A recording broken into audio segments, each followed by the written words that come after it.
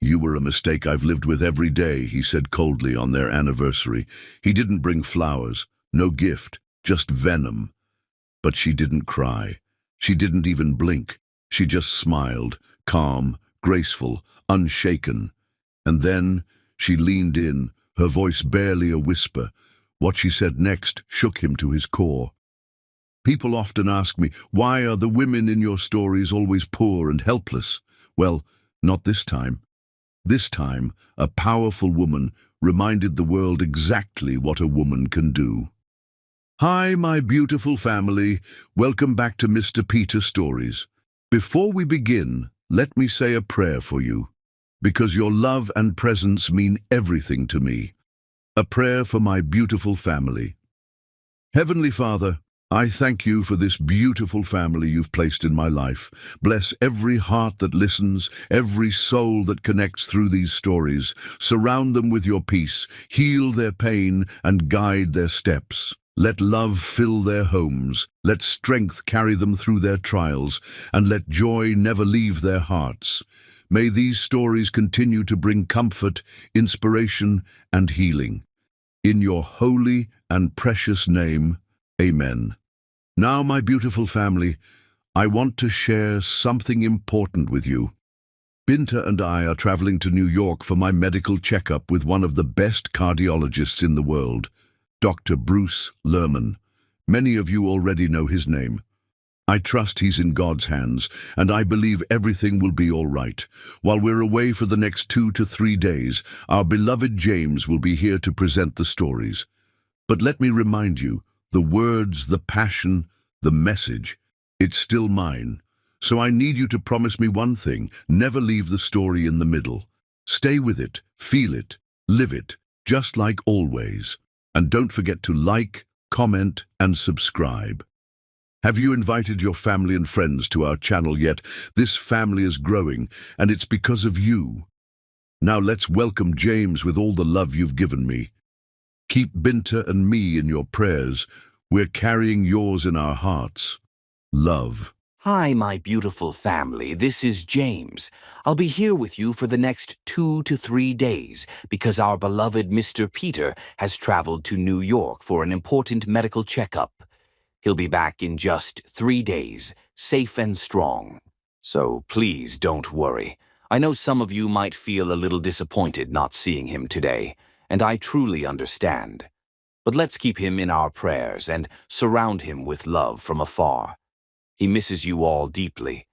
Now let's honor him by diving into today's beautiful story together.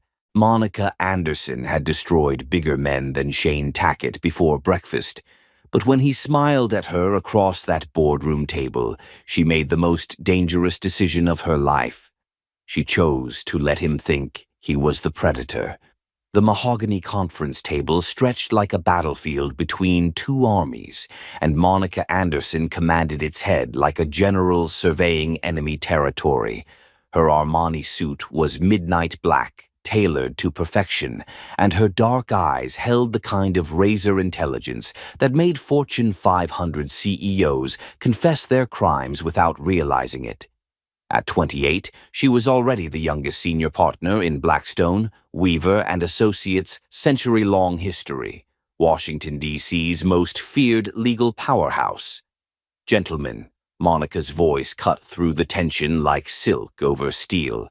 "You have exactly 30 seconds to explain why Tackett Industries believes it can circumvent EPA regulations through jurisdictional shell games." Across from her, Shane Tackett leaned back with the confidence of a man who'd never lost a business negotiation. 40 years old, silver threading through his dark hair, wearing a Tom Ford suit that cost more than most people's annual salaries. His steel-gray eyes met hers without flinching, and when he smiled, it was the slow, dangerous expression of a wolf who'd spotted particularly challenging prey. "Ms. Anderson," Shane's voice carried whiskey-smooth confidence, "I think you'll find that Tackett Industries operates within all applicable legal frameworks. Perhaps if you focused on actual environmental law instead of courtroom theatrics, you'd understand the regulatory complexities." The temperature in the room plummeted. Monica's associates tensed. They'd watched her eviscerate Fortune 500 CEOs for lesser provocations. Senator Patricia Hartwell, seated to Monica's right, cleared her throat nervously. This was meant to be routine settlement negotiations, not warfare. But Monica didn't explode.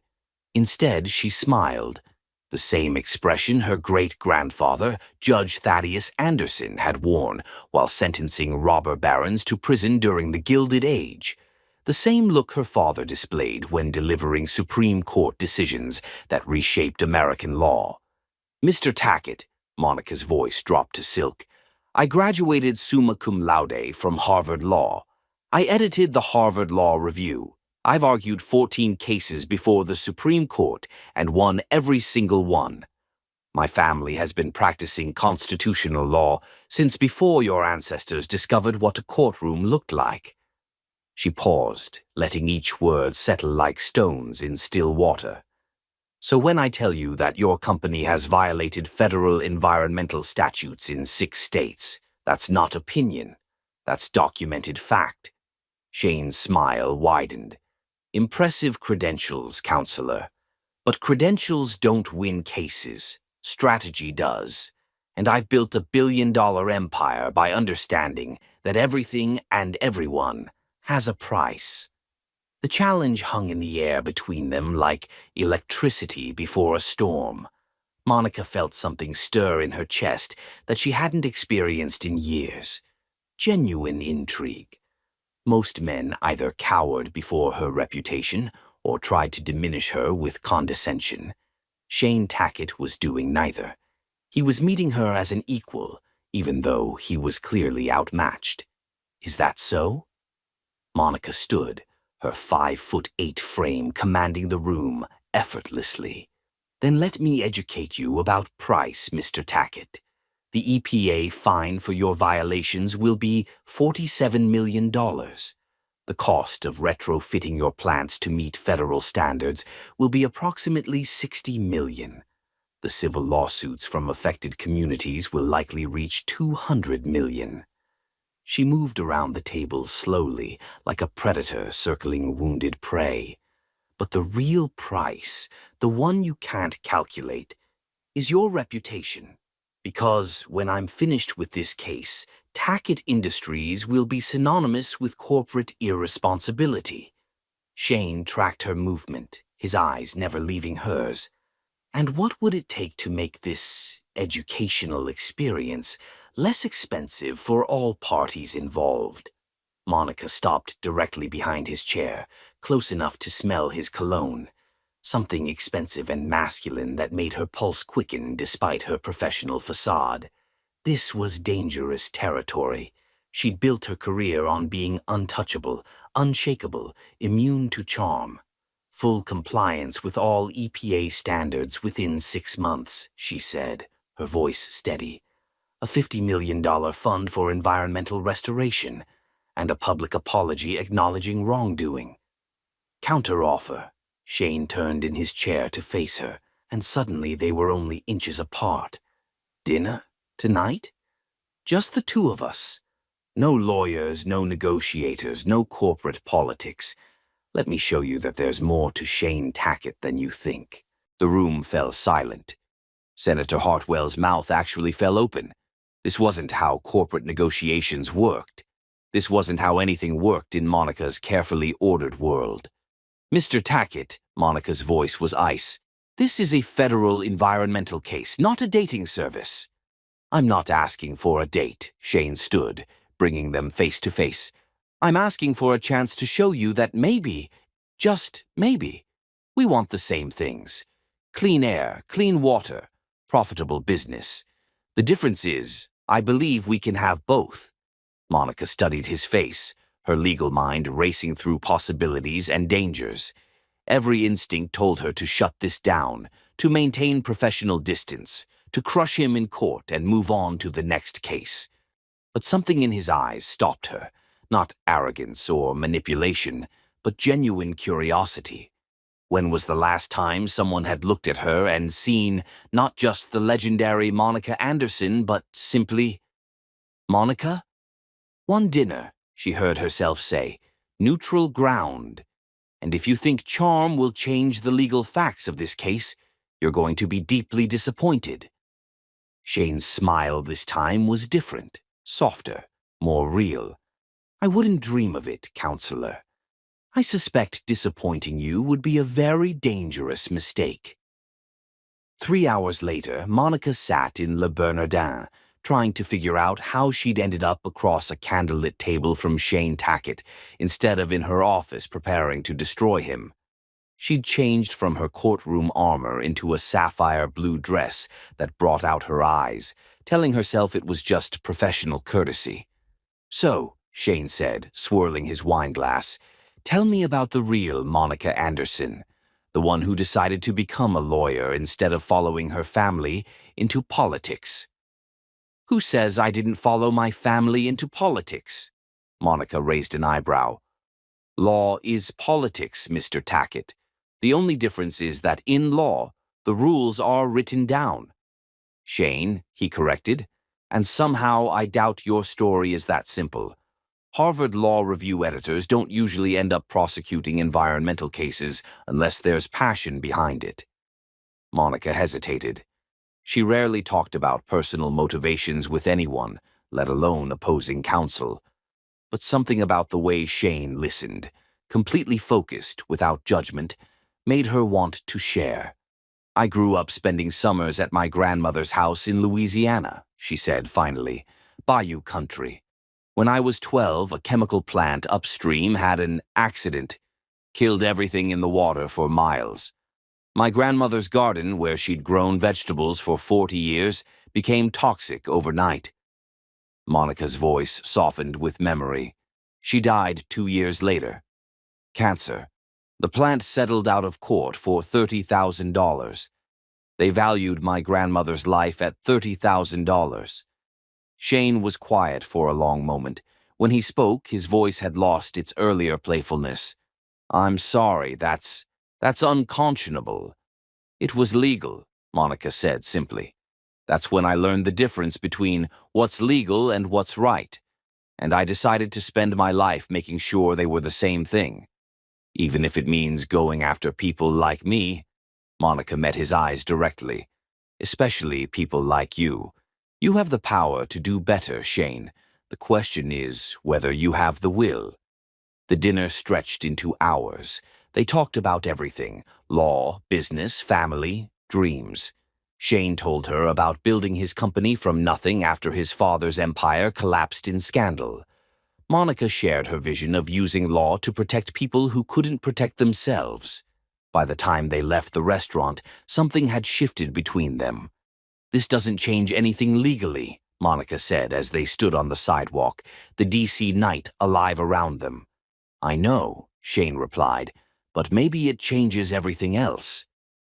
6 months later, Monica Anderson shocked the legal world by stepping back from active practice to become Mrs. Shane Tackett.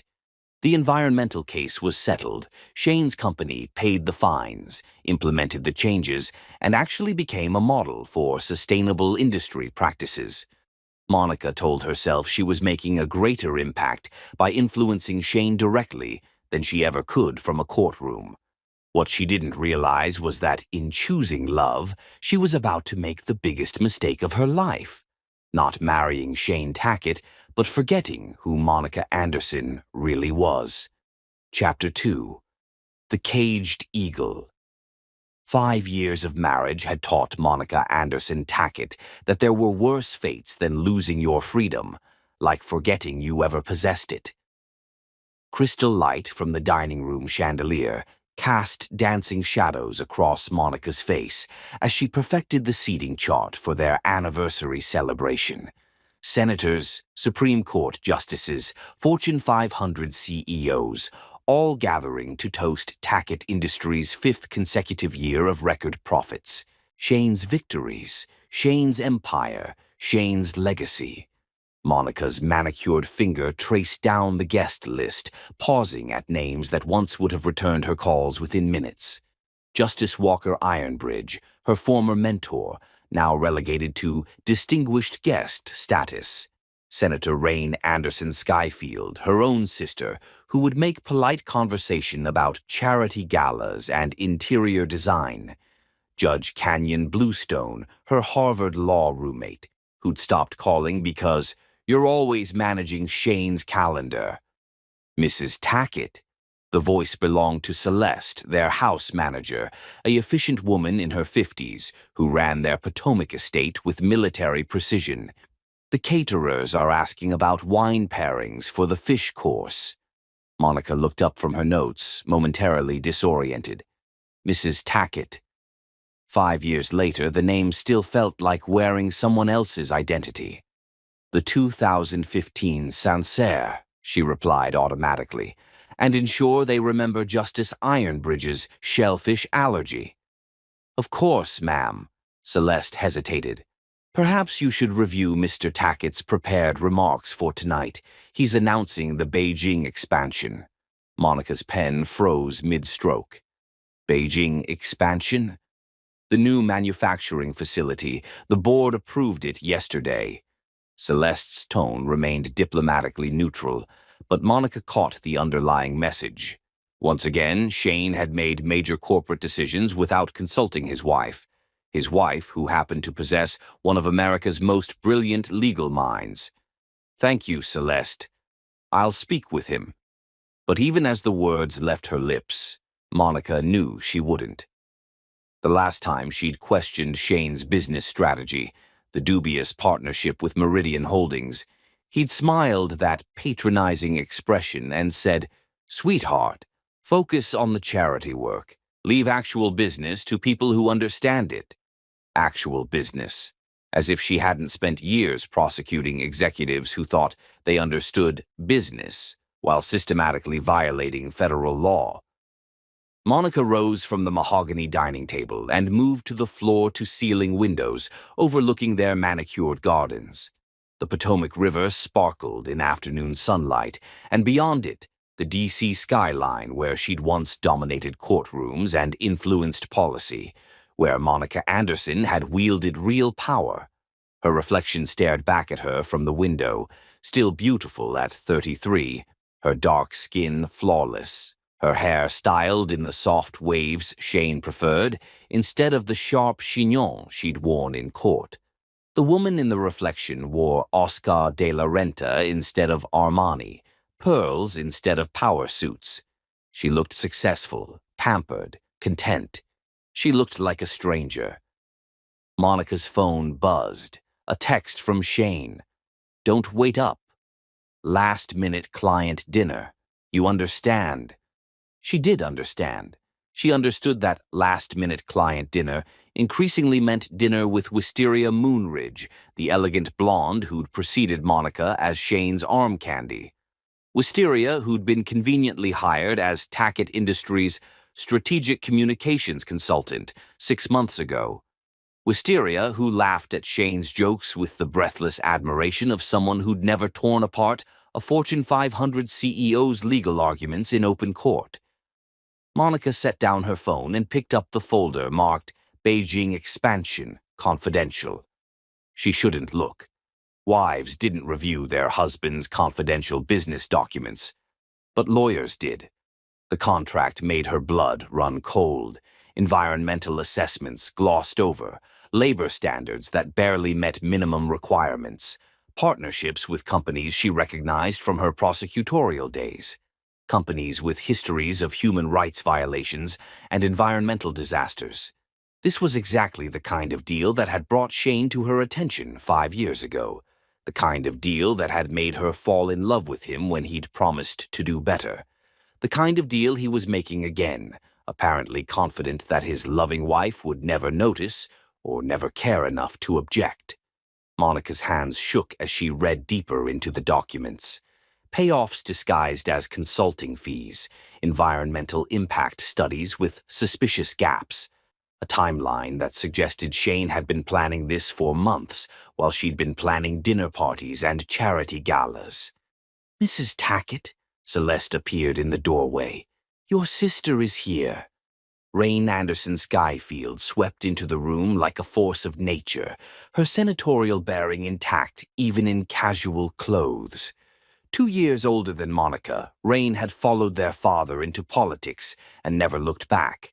She'd won her Senate seat at 35 and was already being mentioned as presidential material. "My God, Monica," Rain said, embracing her sister. "You look beautiful. Marriage suits you." The lie sat between them like acid. Rain's trained political eye saw everything. The tension in Monica's shoulders, the carefully concealed exhaustion, the way Monica's hands trembled slightly as she closed the Beijing folder.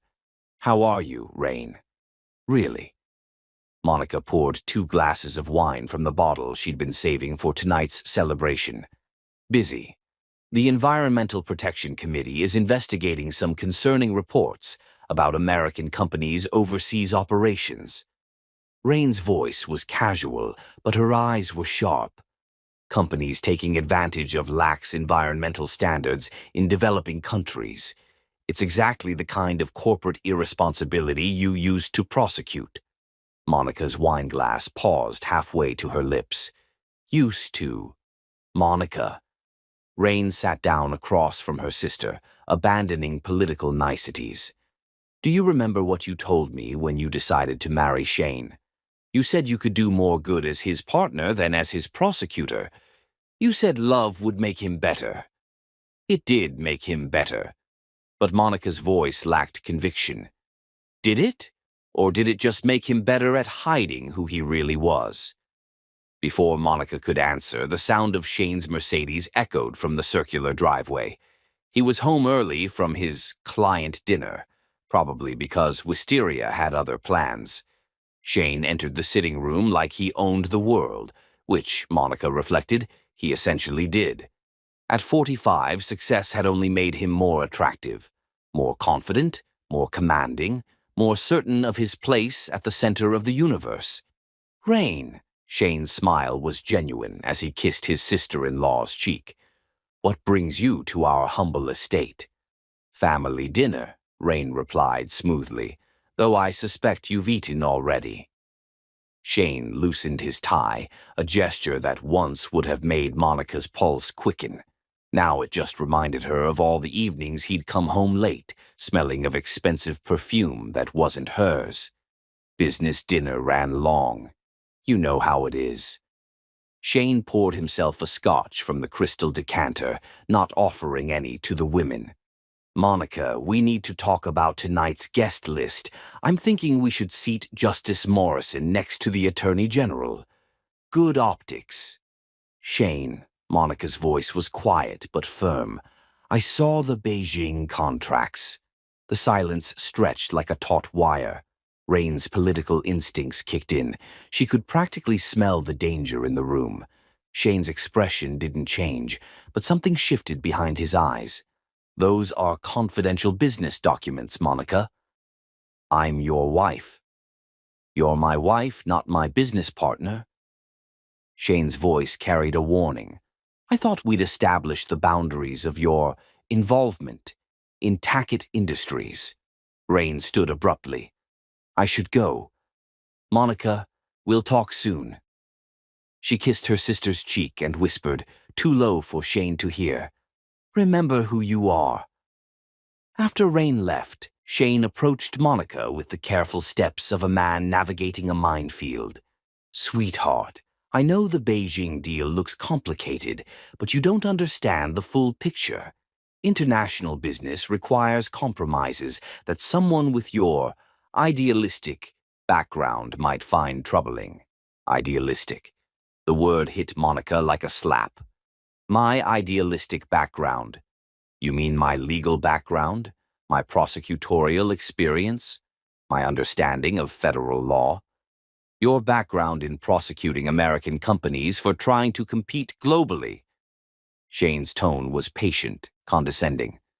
"The world has changed, Monica. Business has changed. You can't apply domestic legal standards to international operations." Monica felt something snap inside her chest, a wire that had been stretched taut for 5 years finally breaking. "You're right, Shane. I can't apply legal standards because I'm not a lawyer anymore, am I? I'm just your wife. Your beautiful, accomplished, conveniently neutered wife who smiles at your dinner parties and doesn't ask inconvenient questions about your business practices. Shane's mask slipped for just a moment, revealing something cold and calculating underneath. Monica, you're being dramatic. This is exactly why I don't discuss business with you. You always make it personal. Personal? Monica stood, her full height making her nearly eye level with Shane. My entire career was built on stopping exactly the kind of environmental and human rights abuses that are outlined in those contracts. You knew that when you married me. You promised that would never change. I promised I would consider your input. I never promised to let you run my company. The words hung in the air like poison. Let her. As if her opinions were a favor he granted, rather than insights from one of the most respected legal minds in America. Your company, Monica repeated softly. Of course. How silly of me to think we were partners. Shane's expression softened and he reached for her hands. We are partners, sweetheart, in everything that matters. But Tackett Industries was my father's legacy, my life's work. I built it from nothing. With my help, Monica's voice was steel. With my connections, my legal expertise, my family's political influence. Or did you forget how many regulatory problems mysteriously disappeared after Senator Anderson Skyfield made some phone calls? Shane's jaw tightened. I never asked you to make those calls. You didn't have to ask. I did it because I loved you, because I believed in us. Monica pulled her hands free. But that was before I realized you saw my love as weakness instead of strength. Monica, the Beijing expansion is a mistake, Shane. Those partnerships will expose Tackett Industries to criminal liability. The environmental violations alone could result in federal charges. If you proceed with this deal, you'll destroy everything you've built. Shane's expression hardened completely. Thank you for your opinion, counselor. I'll give it all the consideration it deserves. The dismissal was complete and cutting. Monica felt the last vestiges of her old self stirring. The prosecutor who'd never backed down from a fight. The woman who'd built her reputation on being right when everyone else was wrong. Then I suppose we have nothing more to discuss, Monica said quietly. I'll be ready for tonight's dinner party. After all, that's what I'm good for now. As Shane left the room, Monica walked back to the window overlooking the Potomac. In the distance, the lights of D.C. beckoned like stars from a former life. Somewhere in that city, there were courtrooms where justice still mattered, law firms where brilliance was valued over beauty, cases that could change the world. Somewhere in that city, Monica Anderson still existed. She just had to remember how to find her. Chapter 3. The lioness remembers her roar. Hell hath no fury like a brilliant woman who's finally exhausted her patience with playing small. The Tackett estate blazed with light as Washington's elite gathered to celebrate 5 years of Shane's unprecedented success. Monica stood at the marble staircase's apex, surveying the glittering assembly below, feeling like Marie Antoinette moments before the guillotine. Her anniversary gown was midnight blue silk that accentuated every curve, with diamonds at her throat catching light like captured starfire. She embodied perfection as a billionaire's wife.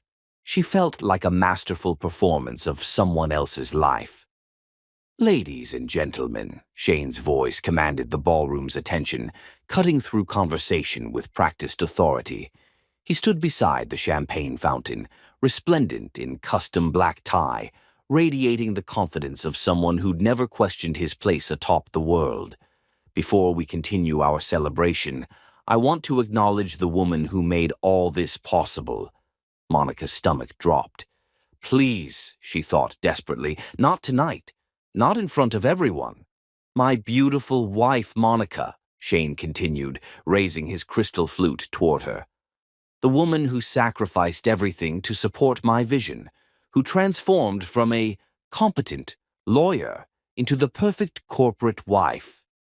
Competent. The word struck Monica like a physical blow. Polite laughter rippled through the ballroom. Justice Walker Ironbridge appeared uncomfortable. Senator Rain Anderson Skyfield's expression turned glacial.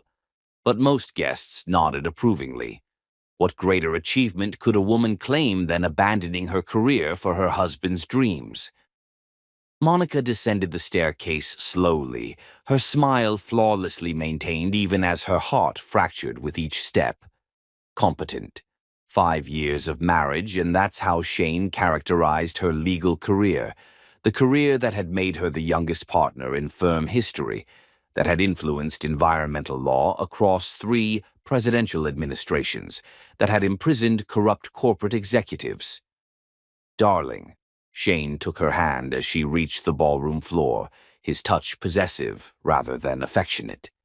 I was just explaining how you've discovered your true calling in philanthropic work and supporting my enterprises. How lovely, Monica's voice flowed like silk over steel. Though I'd hardly call prosecuting environmental criminals competent, unless you're comparing it to more intellectually demanding work. Shane's smile tightened almost imperceptibly.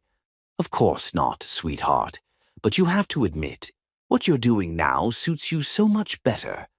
All that courtroom drama was so aggressive for someone like you. Someone like you. Monica felt the familiar fire beginning to kindle in her chest, the same fire that had once reduced Fortune 500 CEOs to stammering apologies. But she kept her smile in place, playing the part of the adoring wife just a little longer. You're absolutely right, darling, Monica said, her voice carrying just enough volume for nearby guests to hear. After all, why would I want to prosecute corporate criminals when I could plan dinner parties instead? The conversation around them faltered slightly. Justice Ironbridge stepped closer, his weathered face creased with concern. Monica, how are you? I was hoping we might catch up later about the Environmental Protection Committee, Shane interrupted smoothly. I'm afraid Monica doesn't follow those tedious legal matters anymore. Do you, sweetheart? We've found it's better to leave the thinking to the professionals. The temperature in Monica's smile dropped several degrees.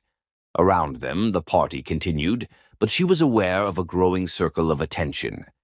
DCS elite had a sixth sense for drama, and blood was about to spill. Actually, Monica said, her voice still honey-sweet, I was following the committee's investigation into American companies conducting illegal operations overseas, particularly companies that might be violating environmental and human rights laws in developing countries. Shane's hand tightened on hers, his fingers digging into her palm. Monica, you're boring our guests with shop talk. Am I? Monica turned to face Justice Ironbridge directly. Justice, didn't you once tell me that the most dangerous criminal is the one who believes his wealth makes him untouchable? I did indeed, Ironbridge replied carefully, his eyes moving between Monica and Shane with growing interest. How fascinating, Monica continued, her tone conversational. I was just reading about a company planning to build manufacturing facilities in Beijing, using partnerships with firms that have documented histories of environmental violations and human rights abuses. The kind of partnerships that would expose American executives to criminal liability under international law. Shane's face had gone pale beneath his tan. Monica, this isn't the time or place. Isn't it? Monica finally turned to face her husband fully, and everyone within earshot could see the fire blazing in her dark eyes. When exactly is the right time to discuss corporate responsibility, Shane? When the indictments are handed down. The circle of listeners had grown larger. Conversations throughout the ballroom were dying as people strained to hear what was happening near the champagne fountain. Attorney General Harrison Mills had moved closer, his expression professionally neutral but intensely interested. Perhaps, Shane's voice was tight with barely controlled anger. We should discuss this privately. Privacy, Monica mused, as if considering the concept for the first time. Yes, we've certainly been private about a lot of things, haven't we? Your business practices, your late-night client dinners, your opinion of my intellectual capabilities. Monica. Shane's voice carried a clear warning, but Monica was beyond caring about warnings. Tell me, darling, Monica continued, her voice growing stronger with each word, when you describe my legal career as adequate to your friends, do you mention that I never lost a case?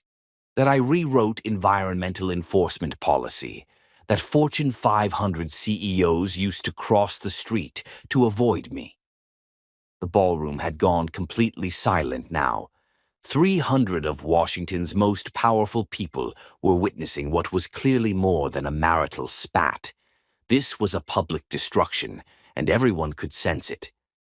Shane leaned closer to Monica, his voice dropping to a furious whisper that still carried to the nearby guests. That's enough. You're embarrassing yourself. Embarrassing myself? Monica's laugh was like broken crystal. Shane, I've spent 5 years embarrassing myself. 5 years pretending to be less intelligent, less capable, less everything than I actually am. 5 years smiling while you dismissed me, condescended to me, and treated me like an ornament rather than a partner. You are my partner, Shane hissed. In marriage, that should be enough for any woman. Any woman. Monica repeated the words slowly as if tasting poison. But not this woman. This woman has a law degree from Harvard. This woman has prosecuted cases before the Supreme Court. This woman has shaped federal policy and put criminals behind bars.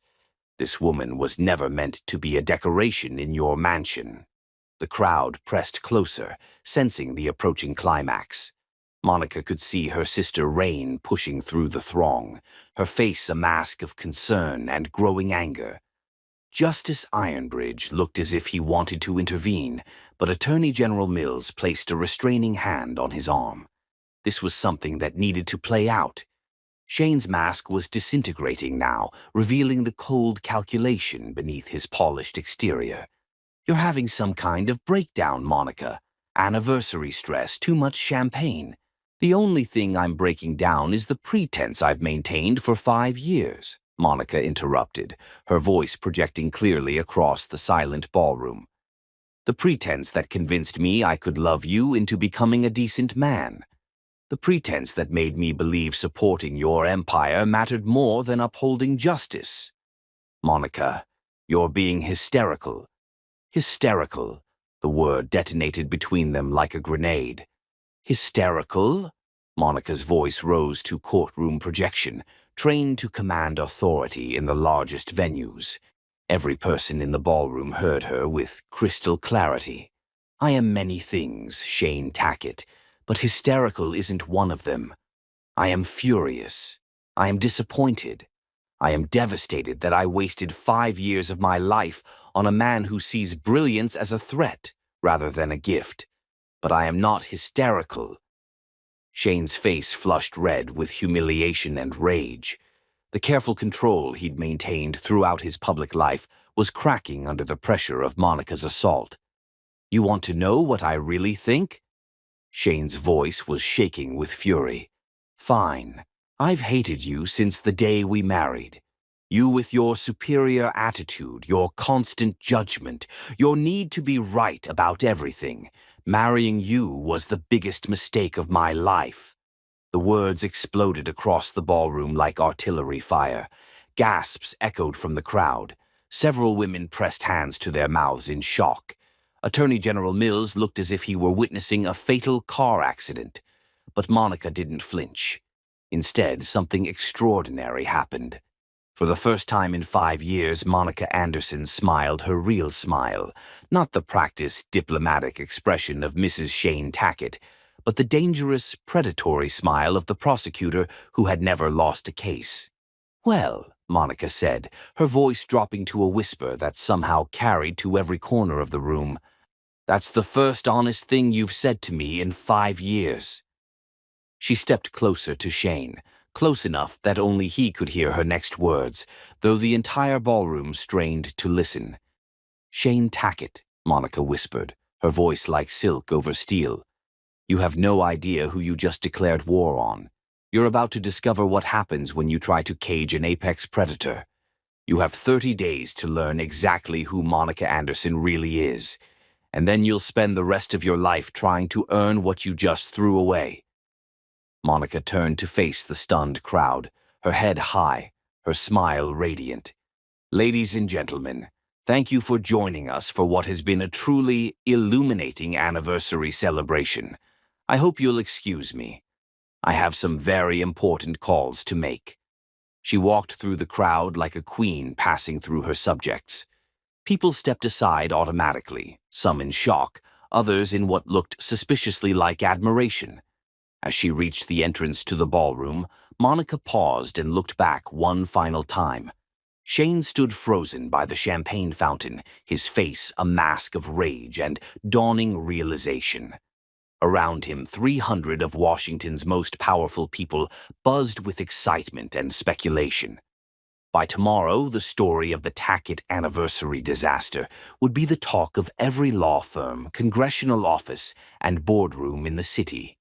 Oh, and Shane, Monica called across the ballroom, her voice carrying clearly in the stunned silence. You might want to have your lawyers review those Beijing contracts very carefully.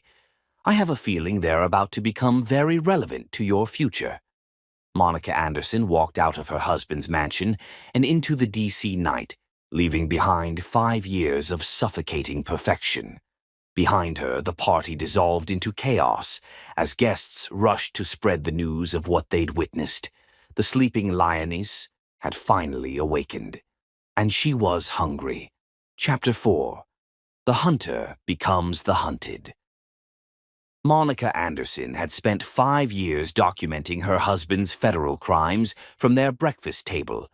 Now it was time to present him with the bill. The law offices of Goldwater, Blackstone, and Associates occupied the Jefferson Building's top 15 floors, with floor-to-ceiling windows commanding views of the Supreme Court, Capitol, and White House. Monica stood in the corner office that had once been hers, watching sunrise paint Washington, D.C. in shades of gold and possibility. For the first time in 5 years, she wore her battle armor. The Armani suit was charcoal gray, tailored for intimidation. Her hair was pulled into the severe chignon that had once terrorized Fortune 500 CEOs. The Monica Anderson emerging from the Tackett mansion 12 hours earlier bore no resemblance to the diplomatic wife who'd entered it that morning. I have to admit, Timber Goldwater said from behind his massive oak desk, when your assistant called at 3 a.m. requesting partnership discussions, I thought she'd been drinking. Timber had been Monica's law school rival, then colleague, finally her closest professional competitor. Tall, silver-haired, possessed of a legal mind that could dissect constitutional law like a surgeon with a scalpel, he'd built one of D.C.'s most feared prosecution practices after Monica abandoned the field. I was never drunk, Timber, merely temporarily delusional. Monica turned from the window, her dark eyes holding the glacial fire that had once made her legendary. Temporarily convinced that love could rehabilitate a career criminal. I've recovered. Timber's laugh carried sharp understanding. So the rumors are accurate? Shane Tackett is about to discover what happens when you discard the finest legal mind of our generation. Shane Tackett is about to discover what happens when you underestimate Monica Anderson. Monica moved to the chair across from Timber's desk, settling into it with the grace of a predator claiming territory. I assume you're still representing the Environmental Protection Agency in their investigation of overseas operations, among others. Timber's expression grew thoughtful. The EPA, the State Department, the International Criminal Court. It's been a very busy year for American companies with questionable foreign partnerships. Monica smiled, and Timber felt a chill of recognition. That smile had preceded the destruction of some of the most powerful men in America. I have information, Monica said simply, about an American steel company planning to enter into partnerships with firms that have documented histories of environmental crimes and human rights violations. Partnerships that would expose the American company's executives to criminal liability under international law. How interesting. Timber leaned back in his chair, studying Monica's face. And what would you want in exchange for this information? I want back in, Timber, full partnership, my old office, my old cases, and I want to personally prosecute every executive involved in environmental crimes and corporate malfeasance. Even if one of those executives happens to be your husband. Monica's smile turned predatory. Especially if one of those executives happens to be my husband. Timber was quiet for a long moment, studying the woman across from his desk. 5 years ago, Monica Anderson had been the most feared prosecutor in Washington. She'd rewritten environmental law, destroyed corporate empires, and sent CEOs to federal prison with surgical precision. Her defection to marriage had left a void in the legal world that no one had quite been able to fill. There's the small matter of conflict of interest, Timber said finally. You can't prosecute your own husband. I can if I'm not his wife anymore. Monica reached into her briefcase and withdrew a thick legal document. Divorce papers, filed at 6 this morning. Irreconcilable differences, with a detailed addendum outlining Shane's business practices that I can no longer, in good conscience, support. Timber took the papers, scanning them with a professional eye. This is comprehensive, property division, spousal support waiver, complete financial disclosure. He looked up sharply. Monica, you're walking away from everything. The house, the assets, the lifestyle. Why? Because I'd rather be poor and honest than rich and complicit. Monica's voice was steel. I've spent 5 years watching Shane build his empire on the backs of environmental destruction and human rights violations. I documented everything, Timber. Every contract, every payoff, every consulting fee, to silence environmental groups. I have enough evidence to bring down not just Shane, but half the executives he does business with. Timber set down the divorce papers and leaned forward, his expression intense. You're talking about prosecuting one of the most powerful men in American industry. Shane Tackett has connections in Congress, the White House, the Supreme Court. He'll use every resource at his disposal to destroy you. Let him try. Monica's voice carried the confidence of someone who'd never lost a legal battle. Shane made one crucial mistake, Timber. He thinks I'm the same woman who married him 5 years ago. He thinks I'm the woman who chose love over justice, who valued marriage over integrity. He has no idea what he's awakened. Monica stood and walked to the window wall, looking out over the city where she'd once commanded respect and fear in equal measure. Below, morning traffic moved through streets where she'd once been a force of nature, where her name on a case file could make executives abandon illegal schemes before she'd even filed charges. Do you know what Shane called my legal career last night? Monica asked without turning around. Adequate. In front of 300 people, including Justice Ironbridge and Attorney General Mills, he called the career that shaped environmental law in this country adequate. I heard. Timber's voice was grim. Word travels fast in legal circles. Half the prosecutors in the city are ready to volunteer for whatever case you're building. Monica turned back to face him, and Timber saw something in her expression that made him understand why Fortune 500 CEOs had once crossed streets to avoid her. This wasn't just professional ambition or legal strategy. This was personal vengeance wrapped in the cloak of justice. I want the Beijing case, Timber. Shane's partnerships with Meridian Holdings, Dragon Steel Corporation, and Chen Industrial Group. I want to prosecute every American executive involved in those deals for environmental crimes, human rights violations, and international corruption. That's not a case, Monica. That's a war. Good. Monica's smile was razor-sharp. I've been playing defense for 5 years. It's time to remind Washington why I never lost on offense. Timber was quiet for several minutes, weighing possibilities and consequences.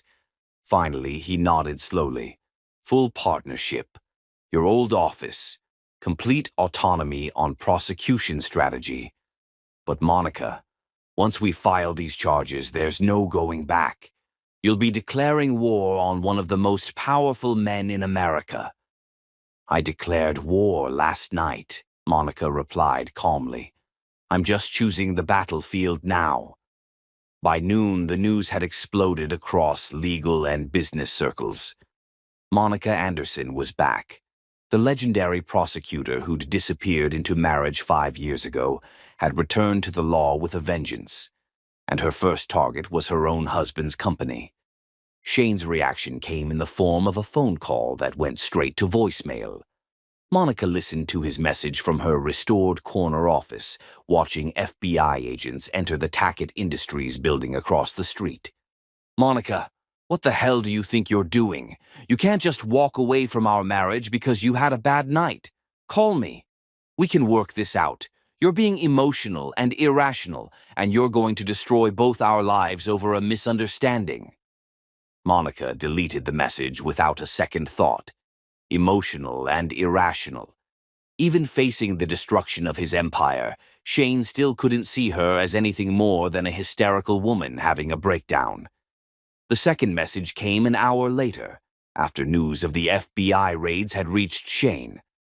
Monica, you need to stop this right now. You don't understand the consequences of what you're doing. I have lawyers, connections, resources you can't imagine. If you think you can destroy me, you're making the biggest mistake of your life. Threats now, Monica almost laughed. Shane still believed he was dealing with his malleable wife rather than the prosecutor who'd built her reputation on destroying men who thought they were untouchable. The third message arrived as Monica was reviewing evidence files with her new team of federal prosecutors. You bitch! You think you're so smart, so superior. I made you. I gave you everything. Without me, you're nothing. When I'm done with you, you'll never practice law in this country again. There it was, the real Shane Tackett, stripped of charm and pretense. Monica saved this message knowing it would be useful in court when Shane's lawyers tried to paint him as a loving husband betrayed by his unstable wife. Mrs. Anderson. The voice belonged to FBI Special Agent Sarah Chen, a sharp-eyed woman in her 30s who specialized in corporate crimes. We've completed the initial sweep of Tackett Industries. Your documentation was remarkably thorough. Monica looked up from the Beijing contracts she'd been reviewing. How thorough? Thorough enough that we're recommending immediate asset freezing and congressional investigation. The partnerships with Meridian Holdings alone involve at least 40 separate federal violations. The environmental damage projections are staggering. And Shane's personal liability? Agent Chen's expression grew grim. If even half of these documents are authentic, Shane Tackett is looking at 30 years in federal prison. Minimum. Monica felt something settle in her chest. Not satisfaction exactly, but the cold certainty of justice finally being served. For 5 years, she'd watched Shane build his empire on the ruins of environmental protection and human rights. She told herself she was working from within, influencing him toward better choices. She'd been lying to herself. Agent Chen, Monica said, her voice carrying the authority that had once made her the most feared prosecutor in Washington. I want you to understand something. This investigation is not about my marriage or my personal grievances against Shane Tackett. This is about holding powerful men accountable for crimes they thought their wealth and connections made them untouchable for. Understood, ma'am. Good. Because Shane Tackett is about to learn the difference between Monica Anderson, the wife, and Monica Anderson, the prosecutor. And I promise you, Agent Chen, he is not going to like the lesson. As the FBI agent left her office, Monica turned back to the window overlooking the city. Across the street, she could see Shane's building, where federal agents were systematically dismantling the empire he'd built on corruption and environmental destruction. 5 years ago, Monica Anderson had chosen love over justice. She'd believed that marriage could reform a criminal, that influence could substitute for prosecution. She'd been wrong. But Monica Anderson had never made the same mistake twice. Shane Tackett was about to discover that the woman he'd dismissed as adequate was about to become his worst nightmare. And unlike their marriage, this was one battle Monica intended to win. Chapter 5. The Queen's Court. Power isn't measured by your business card title. It's determined by whose phone calls get answered first, and Monica Anderson's calls had never gone unreturned. The Russell Senate office building's marble corridors echoed with Monica's heels as she approached the chamber where her sister wielded influence. 3 days had passed since FBI raids, and Washington buzzed with speculation about the Tackett Industries investigation's scope. What they didn't realize was that Monica had spent those days activating a network of connections most people assumed had withered with her legal career. They were catastrophically wrong. Monica! Senator Rain Anderson Skyfield rose from behind her mahogany desk as her sister entered. At 35, Rain had become one of the Environmental Protection Committee's most formidable voices, with a reputation for thoroughness that made corporate executives break into nervous sweats. I've been anticipating this conversation for 5 years. Monica settled into the leather chair across from her sister's desk, noting familiar family photographs, sharing space with images of Rain meeting world leaders. The Anderson family had been influencing American politics for 4 generations, and Rain had inherited both their strategic brilliance and their unwavering commitment to justice. I assume you've seen news coverage of Shane's legal difficulties, Monica said, her tone carefully measured. Rain's laugh carried both bitterness and relief. Legal difficulties? Monica, half of Capitol Hill, is discussing nothing else. Shane Tackett's empire is collapsing, and everyone recognizes you're wielding the sledgehammer. I'm simply providing evidence of criminal activity to appropriate authorities. Stop. Rain's voice sharpened. Don't give me the professional prosecutor performance, Monica. This is Rain you're addressing. I understand exactly what you're accomplishing, and you have the Environmental Protection Committee's complete support. Monica raised an eyebrow. The committee hasn't even seen the evidence yet. We don't need to see it to know it's damning. You documented everything, didn't you? 5 years of watching Shane break federal law while you played the perfect wife, keeping records like the brilliant legal mind you've always been. Rain moved to the window overlooking the Capitol, her posture radiating the confidence that had made her a rising star in Democratic politics. Do you know what the hardest part of the last 5 years has been for me? Watching my brilliant sister, the woman who taught me that justice matters more than comfort, pretend to be something she wasn't. I thought I could change him from the inside, Monica said quietly. I thought love would make him better. Love doesn't reform criminals, Monica. Prosecution does. Rain turned back to face her sister. But that's over now. Tell me what you need. Monica reached into her briefcase and withdrew a thick folder marked Congressional Investigation, Tackett Industries. I need hearings. Public televised hearings that will expose not just Shane's crimes, but the entire network of American companies using overseas partnerships to avoid environmental and human rights regulations. Rain took the folder, scanning its contents with growing amazement. This is comprehensive doesn't begin to cover it. Monica, this evidence could bring down a dozen major corporations. That's the idea. You realize Shane won't go down quietly. He has friends in Congress, donors who depend on his contributions, lobbyists who'll fight this investigation with everything they have. Monica's smile was cold as winter. Let them try. Shane made the mistake of thinking my family's political connections disappeared when I got married. He's about to learn otherwise. As if summoned by her words, Rain's assistant knocked on the door. Senator, Justice Ironbridge is here to see Ms. Anderson. Walker Ironbridge entered the office with the bearing of a man who'd spent 30 years shaping American law from the highest court in the land. Tall, distinguished, with silver hair and eyes that had seen every kind of legal argument imaginable, he'd been Monica's mentor during her early career and had watched her disappearance from legal practice with deep regret.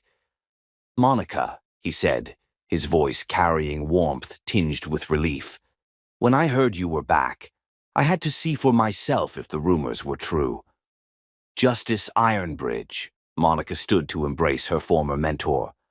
"I hope you'll forgive my dramatic exit from legal practice."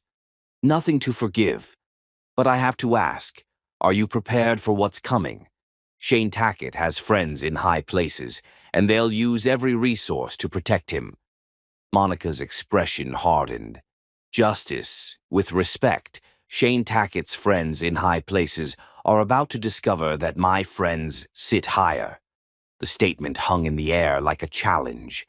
Rain and Justice Ironbridge exchanged glances, recognizing the tone that had once preceded the destruction of some of America's most powerful criminals. "Speaking of friends," Justice Ironbridge said carefully, "I had a very interesting conversation yesterday with Attorney General Mills. It seems the Department of Justice is preparing to file federal charges against Tackett Industries. The scope is unprecedented." "How unprecedented?" Monica asked. "RICO charges, international corruption, environmental terrorism, human rights violations. If these charges stick, Shane could be looking at life in prison." Rain whistled softly. "Monica, you've built a case that could redefine corporate accountability in America." "I've built a case that should have been built 5 years ago," Monica corrected. "Shane's crimes aren't new, Rain. They're just finally being prosecuted by someone who isn't afraid of his wealth and connections." Justice Ironbridge studied Monica's face with the intensity that had made him legendary during his prosecutorial career. "There's something else you should know. The president has been briefed on the investigation. The international implications are significant. China is threatening trade retaliation if we prosecute American companies for crimes committed by their partners." "Let them threaten," Monica said calmly. "American law applies to American companies, regardless of where they choose to commit their crimes." "Monica," Rain's voice carried a note of warning, "you're talking about standing up to pressure from the White House, Congress, and international governments. Are you prepared for that level of scrutiny?" Monica was quiet for a moment, considering the question.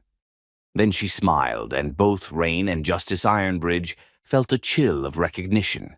That smile had preceded some of the most devastating legal victories in recent memory. 5 years ago, I chose to step back from legal practice because I thought I could accomplish more through influence than through prosecution. I was wrong. But that mistake taught me something valuable about power, about justice, and about myself. Monica stood and walked to Rain's window, looking out over the Capitol where laws were made and broken, where justice was either served or sold to the highest bidder. "Shane thinks he can pressure me by threatening my career, my reputation, my future. He doesn't understand that I gave up everything that mattered to me 5 years ago when I chose marriage over justice. He can't threaten to take away what I've already sacrificed." She turned back to face Rain and Justice Ironbridge, her expression fierce with conviction. "But more than that, Shane has made the fundamental mistake of underestimating who I am and where I come from. He sees Monica Tackett, the diplomatic wife who smiled at his dinner parties and organized his social calendar. He doesn't see Monica Anderson, daughter of Supreme Court Justice Thomas Anderson, sister of Senator Rain Anderson Skyfield, mentee of Justice Walker Ironbridge. Monica's voice grew stronger with each word, carrying the authority that had once made her the most feared prosecutor in Washington. He doesn't see the woman who has attorneys general and Supreme Court justices on speed dial, who can call congressional leaders by their first names, whose family has been shaping American law for 4 generations. He sees a trophy wife having a breakdown. He doesn't see the apex predator who's been studying his weaknesses for 5 years. Justice Ironbridge nodded slowly. And now that predator is free to hunt. Exactly. Monica returned to her chair, her posture radiating confidence. Shane wanted a war, Justice. He's going to get one.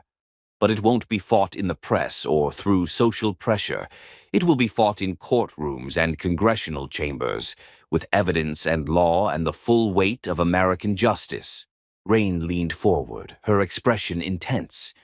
What do you need from us? Congressional hearings, as I said, but also coordination with international law enforcement. Shane's crimes cross borders, involve foreign governments, impact international relations. This can't be just a domestic prosecution. Done, Rain said immediately. I'll have the committee schedule hearings within the week. Justice Ironbridge nodded agreement. And I'll ensure that the international legal community understands the significance of this case. Environmental crimes and human rights violations can't be ignored simply because they're committed by wealthy Americans in foreign countries. Monica felt something settle in her chest, the same feeling she'd experienced years ago when she'd realized she had the evidence and support necessary to bring down seemingly untouchable criminals. It was the feeling of justice finally being within reach. There's one more thing, Monica said, her voice dropping to the tone she'd once used to deliver devastating cross-examinations. Shane's going to try to paint this as a vengeful ex-wife using the legal system for personal revenge. He'll claim I'm emotionally unstable, that I'm abusing my connections to settle marital grievances. How do we counter that narrative? Rain asked. Monica's smile was predatory. By letting the evidence speak for itself. Shane's crimes are documented, witnessed, provable in court. When the public sees the scope of his environmental destruction and human rights violations, they'll understand that this isn't about our marriage. This is about holding powerful men accountable for believing they're above the law. As if on cue, Monica's phone buzzed with a text message. She glanced at it and her smile widened. What is it? Justice Ironbridge asked. A message from Attorney General Mills. The grand jury has voted to indict Shane on 47 federal charges. The arrest warrant will be issued tomorrow morning. The room fell silent as the implications sank in. Rain and Justice Ironbridge looked at Monica with something approaching awe. In less than a week, she'd gone from trophy wife to the architect of one of the most significant corporate prosecutions in American history. Monica, Rain said quietly, you realize there's no going back from this? Once Shane is arrested, you'll be the woman who brought down one of America's most powerful businessmen. Good, Monica replied, her voice carrying the steel that had once made her legendary. It's time Washington remembered what happens when you try to cage a predator. Monica Anderson was no longer hiding her claws. Shane Tackett was about to discover just how sharp they'd become. Chapter 6. The Emperor's New Clothes. There's nothing quite like handcuffs to demonstrate the difference between genuine power and its mere illusion. Shane Tackett's arrest occurred at precisely 6:47 a.m. on a Tuesday morning as he exited his Mercedes in Tackett Industries' executive parking garage. FBI Special Agent Sarah Chen had choreographed the timing perfectly, early enough to avoid news cameras, late enough to ensure maximum humiliation among his employees. Shane Tackett, Agent Chen's voice reverberated off concrete walls. "You're under arrest for conspiracy to violate the Foreign Corrupt Practices Act, environmental terrorism, racketeering, and 44 additional federal charges." Handcuffs clicked shut with a sound that seemed to echo through Shane's disintegrating world. Around him, employees who'd once scrambled to fulfill his every demand now stood frozen, watching their untouchable CEO reduced to just another federal prisoner. "This is a mistake," Shane said, his voice strained but retaining vestiges of his usual authority. "I have attorneys. I have rights. You can't simply—" "You have the right to remain silent," Agent Chen continued, her tone professionally neutral. "Anything you say can and will be used against you in a court of law. You have the right to an attorney. If you cannot afford an attorney, one will be provided for you." Cannot afford an attorney. The irony might have been amusing if Shane's entire existence wasn't imploding around him. By noon, footage was omnipresent. Shane Tackett, billionaire steel magnate, performing the perp walk in handcuffs while FBI agents removed boxes of evidence from his corner office. The man who'd once commanded boardrooms and influenced politicians now resembled exactly what he was: a criminal caught red-handed. Monica watched the coverage from her office at Goldwater, Blackstone and Associates, feeling a complex mixture of satisfaction and sorrow.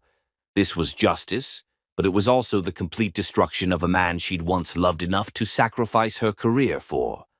"Mrs. Anderson?" Timber Goldwater appeared in her doorway, his expression grim. "Shane's lawyers are here." Monica wasn't surprised. Crenshaw, Blackstone and Mills was the kind of white-shoe law firm that specialized in keeping wealthy men out of prison. They'd represented senators, Supreme Court justices, and Fortune 500 CEOs. If anyone could save Shane from the consequences of his crimes, it would be them. But they hadn't counted on Monica Anderson. The conference room at the U.S. Attorney's office felt like a battlefield as Monica faced off against Shane's legal team. Lead counsel Marcus Crenshaw was a legend in legal circles, silver-haired, expensively dressed, with a reputation for making federal charges disappear through a combination of legal brilliance and political pressure. "Ms. Anderson," Crenshaw's tone was carefully respectful, "I have to say this situation is unprecedented. A wife providing evidence to prosecute her own husband." "Former wife," Monica corrected calmly, "and a prosecutor providing evidence to prosecute a criminal. Shane's relationship to me doesn't grant him immunity from federal law." Crenshaw's smile was razor-thin. "Of course not. But surely you understand that a jury will question your motives.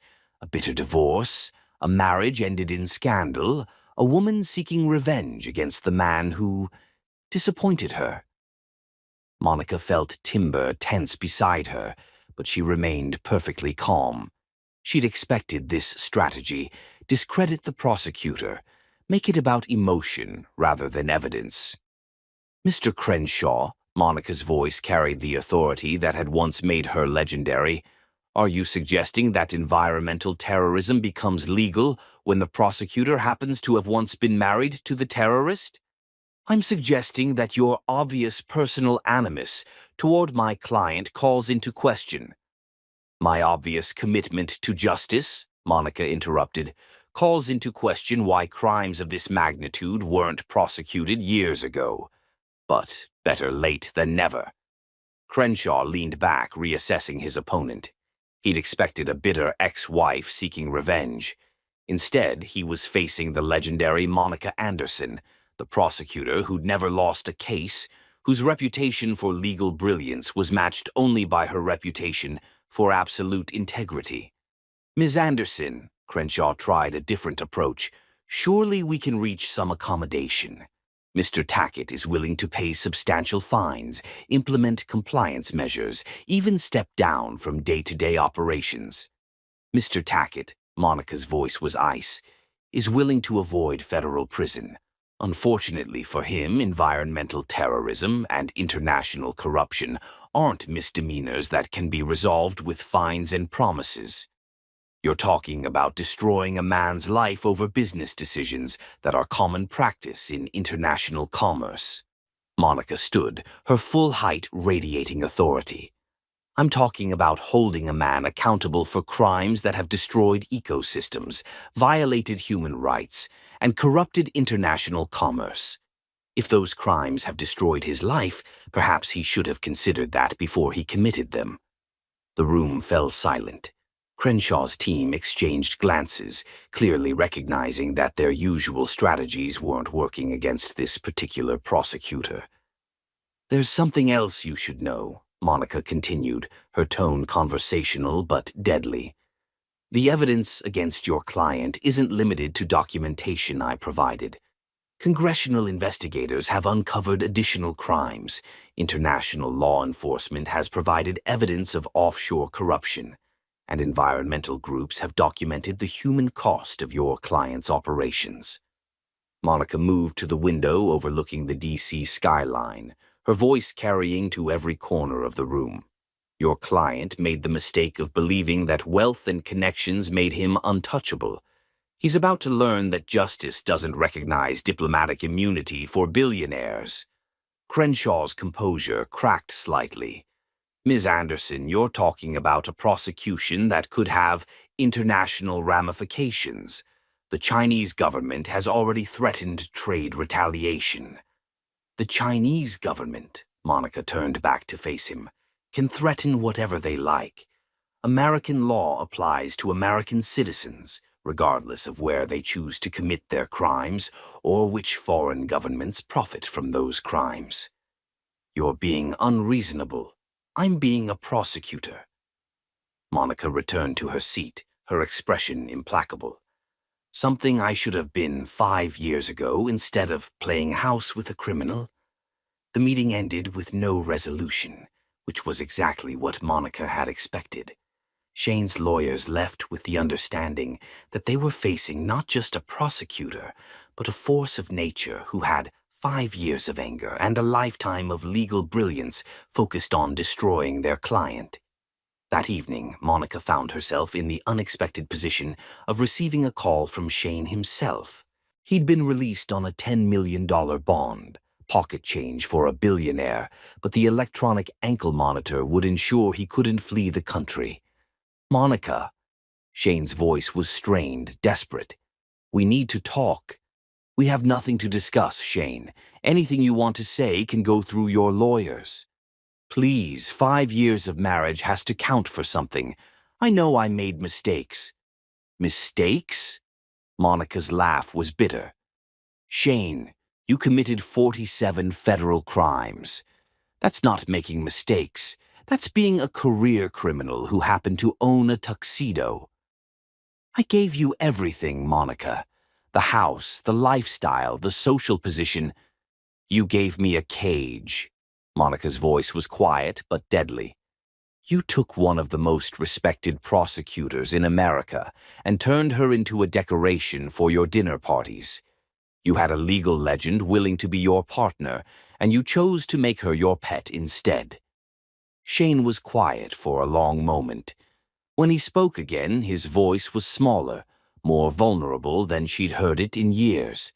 I didn't understand what I was doing to you. I thought you were happy. I was dying, Shane. Every day I spent pretending to be less intelligent, less capable, less everything than I actually was. I was dying a little more. And you never noticed because you never saw me as anything more than a beautiful accessory to your success. I can change. No. Monica's voice was final. You can't change, Shane. You've had 5 years to see what you were doing to me, to our marriage, to the principles I'd spent my life defending. Instead, you got worse. More controlling, more dismissive, more certain that your wealth made you untouchable. Monica, please. The only thing I want from you now, Shane, is justice. And unlike our marriage, that's something I'm going to get. Monica hung up the phone and stood in her apartment, a modest two-bedroom place that was a far cry from the Potomac mansion, but felt more like home than anywhere she'd lived in 5 years. The next morning brought news that Shane's board of directors had voted unanimously to remove him as CEO and chairman of Tackett Industries. The company's stock price had crashed, major contracts were being cancelled, and international partners were distancing themselves from the toxic brand. But the real blow came that afternoon, when Monica received a call from Dove Tackett, Shane's grandmother and the family matriarch. "Monica, dear," Dove's voice was tired but warm, "I owe you an apology." "Mrs. Tackett, you don't owe me anything." "I do, child. I watched you give up everything for my grandson, and I watched him waste the greatest gift he ever received. I should have spoken up. I should have told him what he was destroying." Monica felt tears threaten for the first time since the anniversary disaster. Dove Tackett had been the one member of Shane's family who'd truly welcomed her, who'd seen her potential and mourned her retreat from legal practice. "I failed you, Monica, and more than that, I failed to raise a grandson who could recognize a queen when he married one. Mrs. Tackett, Dove, dear, you'll always be family to me, regardless of what Shane has done." The older woman's voice grew stronger. "I want you to know that I've instructed my lawyers to cooperate fully with your investigation. If Shane committed crimes, he needs to face the consequences, even if those consequences include prison. Especially if they include prison. Perhaps some time behind bars will teach him what 5 years of marriage to a brilliant woman couldn't. That actions have consequences, and power without responsibility is just tyranny wearing an expensive suit." As Monica hung up the phone, she realized that Shane had lost more than his freedom, his company, and his reputation. He'd lost his family, his legacy, and any hope of redemption through wealth and influence. The Emperor truly had no clothes, and Monica Anderson had held the mirror that forced the world to see what he really was. A small, petty criminal who'd mistaken money for character and fear for respect. Tomorrow, the real trial would begin. Monica had never been more ready for a fight in her life. Chapter 7. From Predator to Prey. Rock bottom isn't losing everything. It's finally comprehending the magnitude of what you discarded. 6 months post-arrest, Shane Tackett occupied a studio apartment in Arlington, Virginia, staring at a television screen displaying his former wife addressing a joint congressional session. The apartment was a universe away from his Potomac mansion, 800 square feet of government-subsidized housing, the kind of place he'd once driven past without acknowledgement. His assets remained frozen pending trial. His company had been dissolved, its remaining value redistributed to environmental restoration funds and victim compensation. His friends had evaporated the moment handcuffs appeared, proving what Monica had always understood. They'd been business associates, never true companions.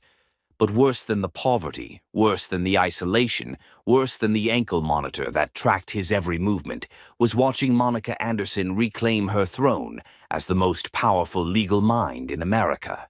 "Ms. Anderson," the committee chairman's voice carried across the Senate chamber, "your investigation into corporate environmental crimes has resulted in the largest recovery of damages in American history. Can you tell us about the international implications?" Monica stood at the witness table in a charcoal power suit, her bearing radiating the confidence of someone who'd never doubted her own brilliance. She looked magnificent, more alive, more vital, more herself than Shane had ever seen her during their marriage. "Senator Williams," Monica's voice carried clearly through the chamber, "the prosecution of Tackett Industries and its associated partners represents a fundamental shift in how America approaches corporate accountability. We've proven that wealth and political connections cannot shield executives from the consequences of environmental terrorism and human rights violations." Shane muted the television, unable to bear hearing more. But he couldn't stop watching as Monica commanded the attention of senators, Supreme Court justices, and international diplomats. This was the woman he'd dismissed as adequate. This was the woman he'd reduced to planning dinner parties and organizing charity events. This was the woman whose brilliance could have made them unstoppable partners if he'd been smart enough to recognize it. A knock at his door interrupted his self-pity. Shane opened it to find Brooks Tackett, his half-brother, holding a bag of groceries and wearing an expression of carefully controlled disgust. "Brooks." Shane stepped aside to let his brother enter. "I didn't expect to see you." Brooks Tackett was everything Shane had once been: successful, arrogant, certain of his place in the world. As the new CEO of what remained of the family's business interests, he'd spent months distancing himself from Shane's scandals. "I've been thinking about something," Brooks said, setting the groceries on Shane's tiny kitchen counter. "Do you remember when we were kids and Dad used to say that Tacketts never quit, never surrender, never show weakness?" "I remember." Shane's voice was hollow. "I've been wondering if that's why you could never see what you had with Monica. Because admitting her brilliance would have felt like admitting weakness in yourself." Shane sank into his single folding chair, one of only 3 pieces of furniture he could afford. "I don't need a psychology lecture, Brooks." "No, you need a reality check." Brooks turned to face his brother, his expression harsh. "Do you have any idea what Monica Anderson could have meant to our family, to our business, to your legacy? She was my wife. She was a legal genius who could have made us untouchable. Instead, you tried to turn her into a housewife because you couldn't handle being married to someone smarter than you." The words hit Shane like physical blows. He'd spent months telling himself that Monica had overreacted, that their marriage could have been saved, that she'd chosen career over love. But sitting in his government-subsidized apartment, watching his former wife reshape American law on national television, Shane was finally forced to confront the truth he'd been avoiding. He'd been married to greatness, and he'd tried to diminish it. "You want to know the worst part?" Brooks continued relentlessly. "I've been talking to people who knew Monica before you married her. Shane, she was already being mentioned for the Supreme Court at 33. The Supreme Court." Shane felt something crumble inside his chest. "That's not—" "She never told me." "Because you never asked. You were so busy being impressed with yourself that you never bothered to find out who you'd actually married." Brooks moved to Shane's window, looking out over the modest neighborhood that had become Shane's world. "Do you know what she's doing now, besides reshaping environmental law and prosecuting corporate criminals?" Shane shook his head, afraid to ask. "She's been offered a federal judgeship. The president wants to nominate her for the D.C. Circuit Court of Appeals. At 38, she'll be the youngest federal judge in 50 years, and everyone knows it's a stepping stone to the Supreme Court." The information felt like drowning. Shane had known Monica was brilliant, but he'd never understood the true scope of her potential. He'd seen her legal career as competition rather than partnership, threat rather than asset. "There's more," Brooks said quietly. "I've been doing some research into the Anderson family. Shane, do you have any idea who you married into?" Shane's silence was answer enough. "Her great-grandfather was Thaddeus Anderson, the Supreme Court Justice who wrote the majority opinion in Fletcher v. Environmental Protection Agency, the case that established federal environmental law. Her grandfather was Senator Marcus Anderson, who authored the Civil Rights Act's environmental justice provisions. Her father was Justice Thomas Anderson, who shaped constitutional law for 20 years. Brooks turned back to face Shane, his expression a mixture of pity and disgust. "Monica Anderson wasn't just a brilliant lawyer, Shane. She was legal royalty, American legal royalty. And you turned her into a party planner because you couldn't handle being married to someone from a family that had been shaping American law, since before our great-grandfather sold his first ton of steel. Shane felt the last of his self-delusions crumble. He'd thought he was doing Monica a favor by marrying her, elevating her from a struggling lawyer to the wife of a billionaire. The truth was far more devastating. Monica Anderson had been slumming when she married him. "Why are you telling me this?" Shane asked, his voice barely above a whisper. "Because I want you to understand exactly what you threw away." Monica Anderson could have made the Tackett name synonymous with justice and power. Instead, you made it synonymous with environmental terrorism and corporate corruption. Brooks moved toward the door, then paused. "There's one more thing you should know. I've been in contact with Monica's legal team." Shane looked up sharply. "What?" "I'm cooperating with her prosecution of our international partners, providing evidence, testimony, whatever she needs to ensure that every executive involved in these crimes faces consequences." "Brooks, you can't." "I can, and I am. Because unlike you, I'm smart enough to recognize greatness when I see it. Monica Anderson is going to reshape corporate law in America, and I'd rather be on the right side of history than defend a criminal just because he shares my DNA." After Brooks left, Shane sat alone in his apartment, staring at the muted television where Monica continued her congressional testimony. For the first time in his life, he truly understood what he'd lost. He'd lost a woman who could have been his greatest asset and chosen to make her his greatest victim. He'd lost a partner who could have elevated him to heights he'd never imagined and chosen to reduce her to depths she didn't deserve. But more than that, he'd lost the chance to be part of something greater than himself. Monica's vision of justice, her commitment to protecting the environment and human rights, her brilliance that could have reshaped the world. He could have been her partner in all of it. Instead, he'd chosen to be her jailer. Shane's phone rang, a rare occurrence these days. The caller ID showed his lawyer's name. "Marcus," Shane answered. "Shane, we need to talk. The prosecution has offered a plea deal." "What kind of deal?" Marcus Crenshaw's voice was grim. 20 years in federal prison. You'd serve a minimum of 17 years with possibility of parole for good behavior. In exchange, you testify against your international partners and forfeit all remaining assets to environmental restoration funds. 20 years. Shane would be 65 when he was released. If he was released. An old man with no money, no reputation, no legacy except the crimes that had destroyed everything he'd built. "What happens if I don't take the deal?" Shane asked. "Monica's case is airtight, Shane. If this goes to trial, you're looking at life in prison. The evidence is overwhelming, the international attention is enormous, and the jury is going to see you as the poster child for corporate irresponsibility."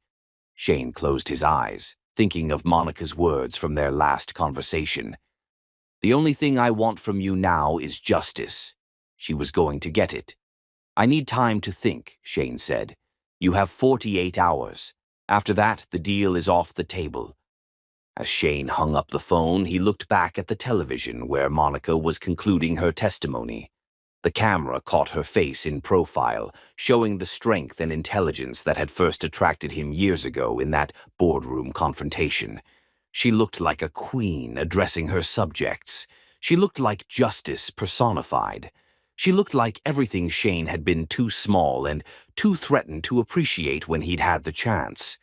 The boy who'd been raised to believe that Tacketts never quit, never surrender, never show weakness was finally ready to admit the truth.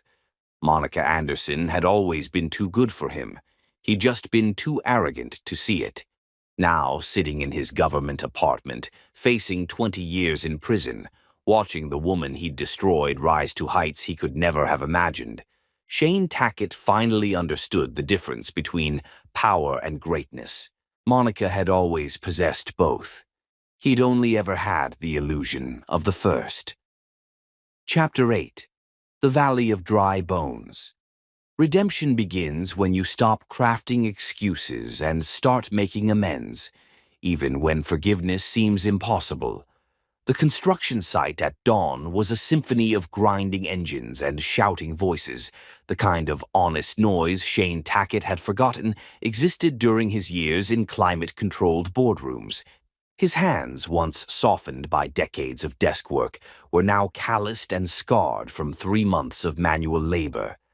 The orange hard hat felt foreign on his head, but not as foreign as the name tag reading Shane T. General Labor. 6 months earlier, Shane would have arrived at his office in a chauffeur-driven Mercedes, preparing to make decisions affecting thousands of jobs and millions of dollars. Now he mixed concrete and hauled steel beams for $12 hourly, the only employment available to a former billionaire awaiting trial for federal crimes. The irony wasn't lost on him that he was working construction on the new Environmental Protection Agency headquarters, a building that would house the department actively prosecuting him. "Tackett," the foreman's voice cut through the morning noise. "You're needed on the foundation crew. Building inspectors coming today." Shane nodded and headed toward the foundation site, where workers were preparing the concrete that would support the building's massive structure. As he worked, he couldn't help but think about foundations, how his entire life had been built on corruption and environmental destruction, while Monica's had been built on justice and integrity. The building inspector turned out to be a young woman in her 30s, precise and professional as she examined the construction specifications. Shane kept his head down, hoping she wouldn't recognize him, but luck wasn't on his side. "Excuse me," she said, approaching him during a water break. "Aren't you Shane Tackett?" Shane braced himself for disgust, recognition, maybe even fear. Instead, the woman's expression held only curiosity. "Yes," he said quietly. "I'm Inspector Sarah Martinez. I just wanted to say thank you." Shane looked up, confused. "Thank you. My family lives near one of your old steel plants in Ohio. The environmental cleanup funded by your asset forfeiture. It's the first time in 50 years that my kids can play in the river without worrying about chemical contamination." Shane felt something twist in his chest. I'm glad they're safe. The thing is," Martinez continued, "a lot of people are calling you a monster. But I keep thinking about what your ex-wife said in her testimony, that environmental crimes have victims, and justice means making those victims whole." She gestured toward the EPA building rising around them. "This building exists because of the cleanup funds from your prosecution. The environmental restoration your case funded will help millions of people. So, thank you for finally facing the consequences." As Martinez walked away, Shane stood frozen, holding his water bottle with trembling hands. He'd spent months focused on his own suffering, the loss of wealth, status, freedom. He'd never thought about the victims of his crimes, the children who could now play safely in rivers his plants had poisoned. That evening, Shane returned to his studio apartment to find an envelope slipped under his door. No return address, but he recognized the handwriting immediately. Inside was a newspaper clipping, the Washington Post article about Monica's confirmation hearing for her federal judgeship.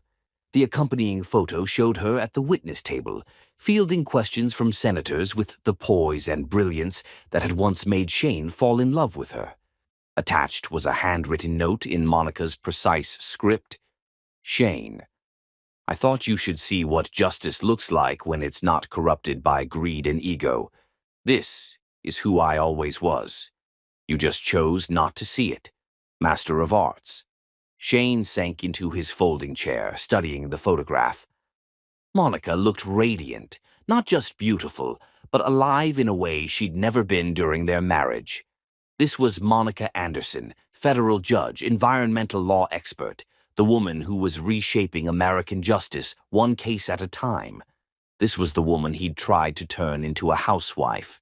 Shane's laptop, a second-hand model he'd bought with his construction wages, sat on his tiny kitchen table. For the first time in months, he opened it and began to research his former wife's career. What he found destroyed his last illusions about their marriage. Harvard Law Review, youngest editor in the publication's history. Supreme Court clerkship with Justice Brennan. First woman to win the Environmental Law Society's Lifetime Achievement Award before age 30. Congressional testimony that had shaped 3 major environmental protection acts. Monica hadn't been a struggling lawyer when she met him. She'd been a rising star in the legal world, already being mentioned for federal judgeships, already recognized as one of the most brilliant legal minds of her generation. And she'd given it all up to support his dreams. Shane found video of her final case before their marriage, prosecuting the CEO of Meridian Chemical for environmental crimes. Watching Monica in action was like watching a master artist at work. Her questioning was surgical, her arguments unassailable, her presence commanding.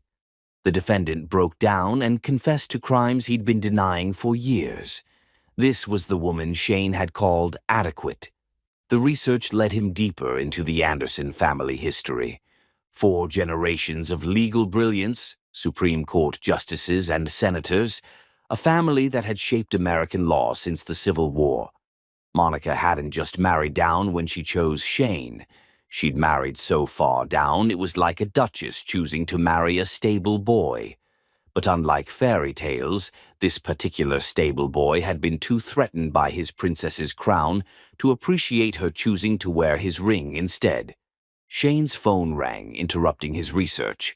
The caller ID showed his grandmother's number. "Grandmother Dove?" Shane answered, surprised. They hadn't spoken since his arrest. "Shane, dear." Dove Tackett's voice was tired but warm. "I've been thinking about you. I'm surprised you want anything to do with me. You're my grandson. That doesn't change because you made terrible choices." Dove paused. "I called because I wanted you to know that I had dinner with Monica last week." Shane's chest tightened. "You did?" "She comes by once a month, brings groceries, checks on my medications, sits and talks about books and law and justice. She's been taking care of me better than you ever did, even after everything that's happened." Shane felt shame wash over him in waves. Of course Monica was taking care of his grandmother. Of course she was showing the kind of loyalty and decency that he'd never appreciated. "Shane," Dove's voice grew serious, "I need to tell you something. Monica asked me about your childhood, about why you became so controlling. What did you tell her? The truth. About your father's rages, about how he treated your mother before she left. About how he taught you that showing weakness was the greatest sin a Tackett could commit." Shane closed his eyes, remembering his father's lessons about power and control, about never letting anyone see vulnerability or doubt. "I told Monica that your father raised you to believe that love was possession, that partnership meant dominance. But Shane, that's not love. That's tyranny." "I know that now," Shane whispered. "Do you? Because Monica asked me something that broke my heart. She asked if you'd ever, even once, told her you were proud of her intelligence, proud of her accomplishments, proud to be married to someone so brilliant and accomplished." Shane tried to speak but found his throat closed with emotion. "I couldn't answer her, Shane, because in 5 years of marriage I never heard you express pride in who Monica was, only in how she made you look." The phone was silent for a long moment. When Dove spoke again, her voice carried decades of regret. "Your grandfather was like that with me, always trying to diminish me to make himself feel bigger. I promised myself I wouldn't let the family continue that pattern, but I failed with your father and he failed with you. Grandmother, Monica broke that pattern, Shane. She chose to be your partner instead of your victim. And you threw it away because you were too much your father's son to recognize the gift you'd been given." After the call ended, Shane sat in the growing darkness of his apartment, thinking about patterns and choices, about the difference between inheriting weakness and choosing strength. He thought about Monica, visiting his grandmother and showing kindness to the family of the man who'd destroyed her career and betrayed her trust. He thought about her testimony before Congress, her confirmation as a federal judge, her transformation back into the legal force of nature she'd always been meant to be. Most of all, he thought about Inspector Martinez's words. Justice means making victims whole. Shane had spent his life making victims, poisoning rivers, exploiting workers, corrupting politicians. Monica had spent hers protecting victims, defending the environment, prosecuting criminals, upholding justice. They'd been opposites from the beginning. She just loved him enough to pretend otherwise. Shane opened his laptop again and began typing. Not research this time, but a letter. A real letter, handwritten words that he'd been too proud and too blind to say when they might have mattered. Dear Monica, I know you don't want to hear from me. I know I lost the right to your attention when I chose greed over integrity, control over partnership, ego over love. But I need you to know that I finally understand what I threw away. Not just your love, though losing that breaks my heart every day. I threw away the chance to be worthy of someone magnificent. You were never the problem in our marriage. You were the solution I was too threatened to accept. I'm taking the plea deal. 20 years in federal prison. It's not enough for what I've done, but it's a start. And when I get out, if I get out, I'm going to spend whatever life I have left trying to undo some of the damage I've caused. Not because I expect forgiveness. I don't deserve forgiveness. But because you taught me that justice means making victims whole, and I have a lot of victims to answer to. Thank you for showing me what greatness looks like. Thank you for 5 years of trying to love me into being better than I was, and thank you for finally doing what I never could, choosing justice over comfort. You were always too good for me, Monica. I just wish I'd been smart enough to try to become worthy of you instead of trying to make you small enough for me. With all the respect and admiration I should have shown you every day of our marriage. Shane. Shane sealed the letter and walked to the mailbox in the cold night air. As he dropped it in, he felt something shift inside him, not hope for reconciliation, because that was impossible, but something simpler and more important. For the first time in his life, Shane Tackett chose to do the right thing, not because it benefited him, but because it was right. It was the beginning of becoming the man Monica had always believed he could be. 20 years too late, but still a beginning. Chapter 9. The Final Gambit. The measure of a soul isn't how far it falls, but whether it finds courage to rise when rising serves no purpose except redemption. The federal district courthouse stood like a monument to justice in Washington's heart, its granite pillars reflecting the weight of law and consequence. Shane Tackett climbed the courthouse steps for his final time as a free man, knowing that within hours he would be sentenced to 20 years in federal prison. But that wasn't what made his hands tremble as he passed through metal detectors. Monica would be present. For 8 months she'd been a phantom in his existence, a brilliant force reshaping American law while he learned to mix concrete and question every choice he'd ever made. He'd seen her on television, read about her judicial confirmation, heard whispers of her courtroom victories. But he hadn't encountered her face to face since the night she'd walked out of their anniversary party and into legal legend. Today she would be there to watch justice finally served. Shane's court-appointed attorney, David Kim, met him in the hallway outside the courtroom. Kim was young, earnest, and completely outmatched by the magnitude of the case, but he'd done his best with an impossible situation. Shane, Kim's voice was quiet. Are you ready for this? As ready as someone can be for the end of their life. It's not the end. 20 years is a long time, but... David. Shane's voice was calm, almost peaceful. My life ended the night I called my wife adequate and told her I hated her. Everything since then has just been consequences. Kim studied his client's face, noting the changes that 8 months of poverty and honest work had wrought.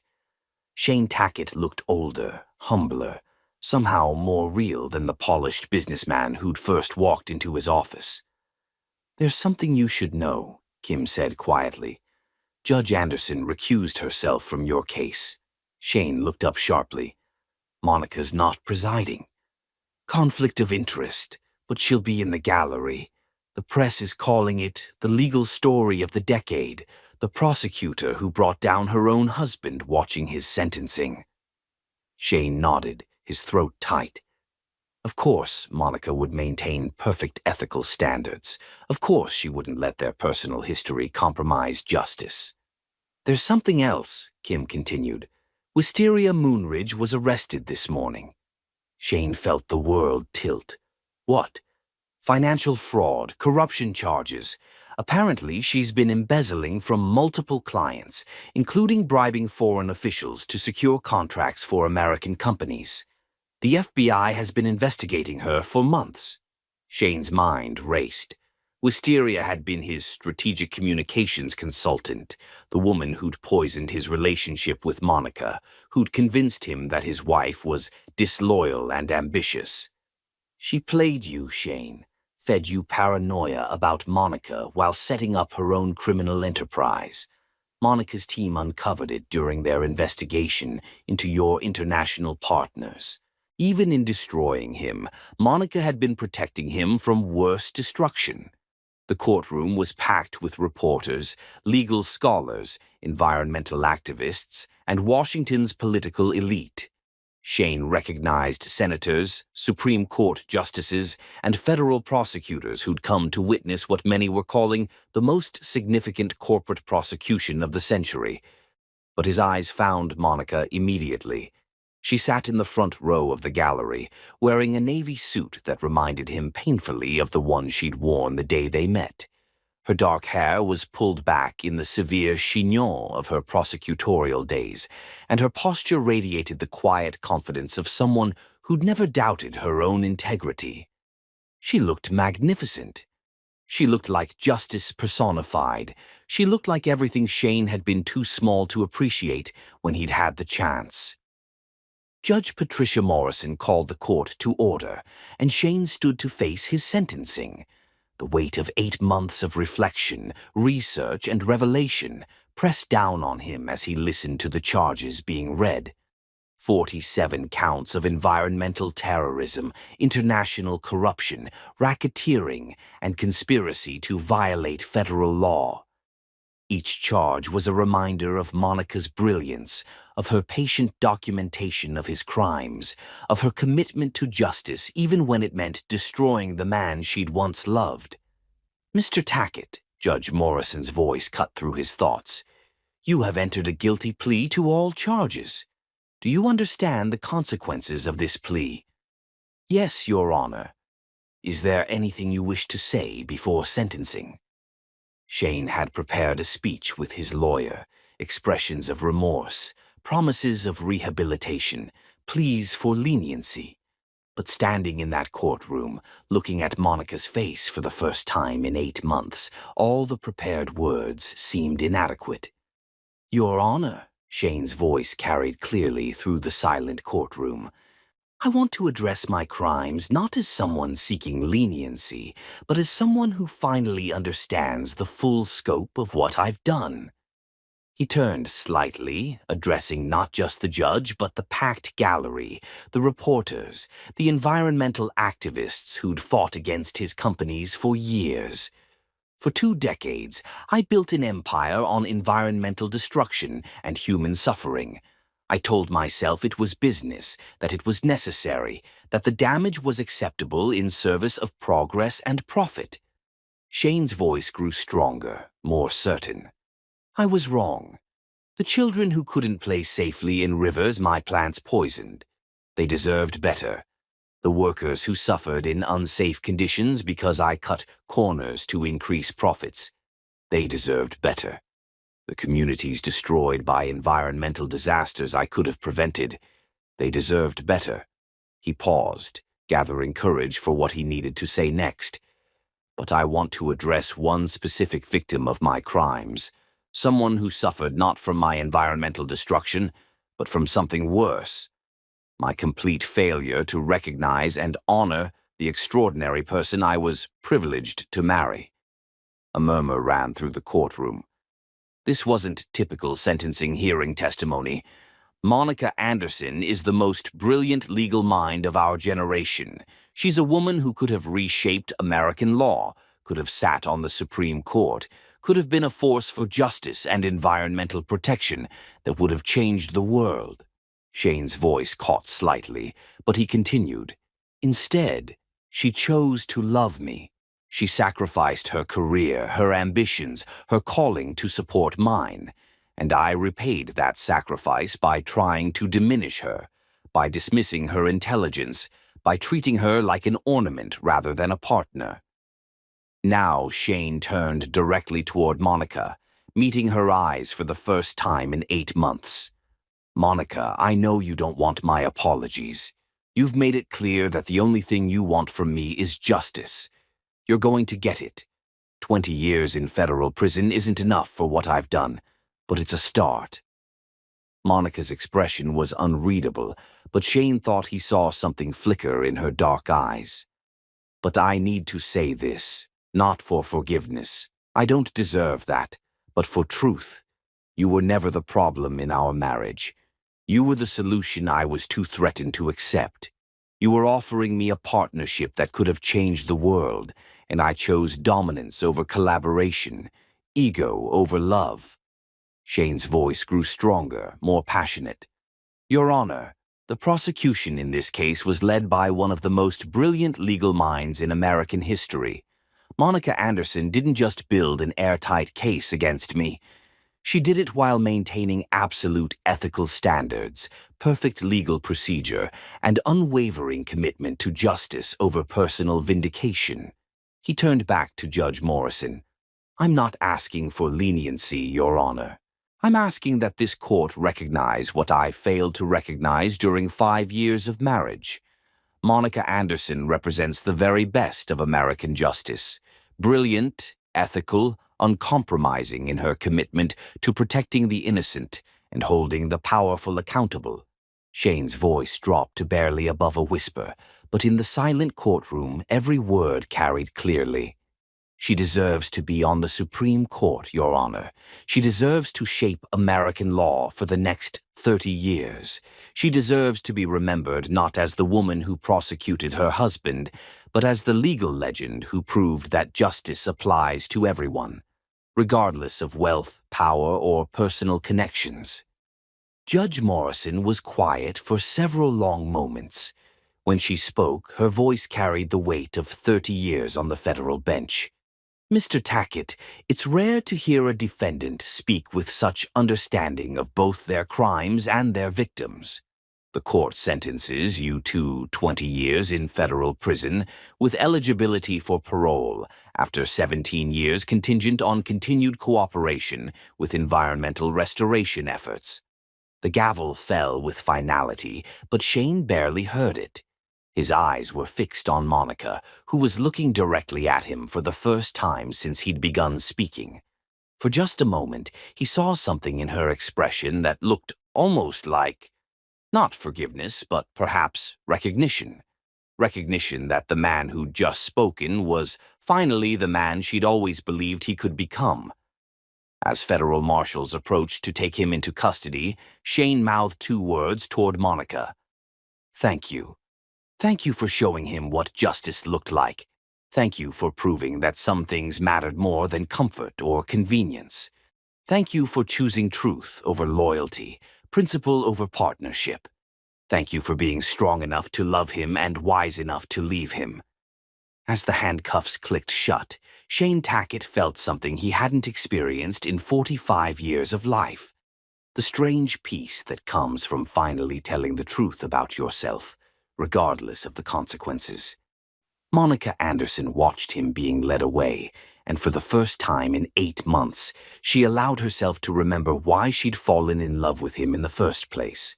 Not because of his wealth or charm or power, but because she'd glimpsed, for just a moment, the man who'd finally found the courage to stand up in federal court and speak the truth about justice, accountability, and the woman he'd failed to deserve.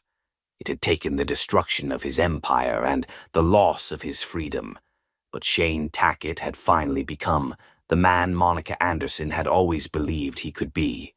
20 years too late for their marriage, but perhaps just in time for his soul. Chapter 10. Crowned in Fire. True love isn't discovering someone perfect. It's finding someone willing to become worthy of the perfection they've been offered. 3 years after Shane Tackett vanished behind federal prison walls, Monica Anderson stood at the Rose Garden podium as the President of the United States prepared to announce her Supreme Court nomination. At 41, she would be the youngest justice appointed in over a century, and the first environmental law expert to serve on the nation's highest court.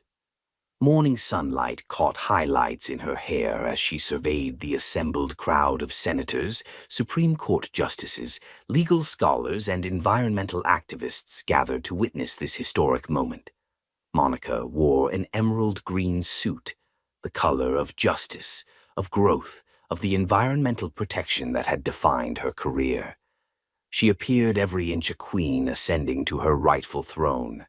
Ladies and gentlemen, President Harrison's voice carried across the Rose Garden. It is my honor to nominate to the Supreme Court of the United States a legal mind whose brilliance has reshaped American environmental law, whose integrity has never been questioned, and whose commitment to justice has made her the most respected prosecutor of her generation. Monica felt a familiar surge of satisfaction as the president outlined her accomplishments. The corporate prosecutions that had saved entire ecosystems, the legal precedents that had strengthened environmental protection, the judicial decisions that had put human rights above corporate profits. This was her moment, the culmination of a career built on principle, integrity, and unwavering commitment to justice. Justice designate Monica Anderson, President Harrison concluded, represents the very best of American jurisprudence. The applause was thunderous, but Monica barely heard it, because standing at the back of the crowd, wearing the simple gray suit of a man who'd traded custom tailoring for humility, was Shane Tackett. He'd been released 6 months early for good behavior and his work establishing environmental restoration programs in federal prison. Monica had known of his release. She made it her business to know such things. But she'd assumed he'd disappeared into anonymity somewhere far from Washington. Instead, he was here, watching her greatest triumph with an expression of such pure pride and admiration that it took her breath away. After the ceremony, as Monica accepted congratulations from senators and Supreme Court justices, she kept glancing toward where Shane had been standing. But he'd vanished into the dispersing crowd, leaving her with questions she'd thought she'd put to rest 3 years ago. The answers came that evening in the form of a hand-delivered letter, waiting at her Georgetown townhouse. Monica. I know I have no right to intrude on your moment of triumph, but I couldn't let this day pass without witnessing the culmination of everything you were always meant to become. I've spent 3 years in prison learning who I really am when stripped of wealth, power, and ego. I've worked in the prison library, earned my bachelor's degree, and started a master's program in environmental science. I've taught literacy classes to other inmates and helped establish a victim impact program that's being implemented in federal prisons nationwide. None of that erases my crimes or makes me worthy of your forgiveness, but it's made me worthy of the truth. I love you, Monica. Not the woman I tried to diminish during our marriage, but the brilliant, powerful, magnificent force of nature you've always been.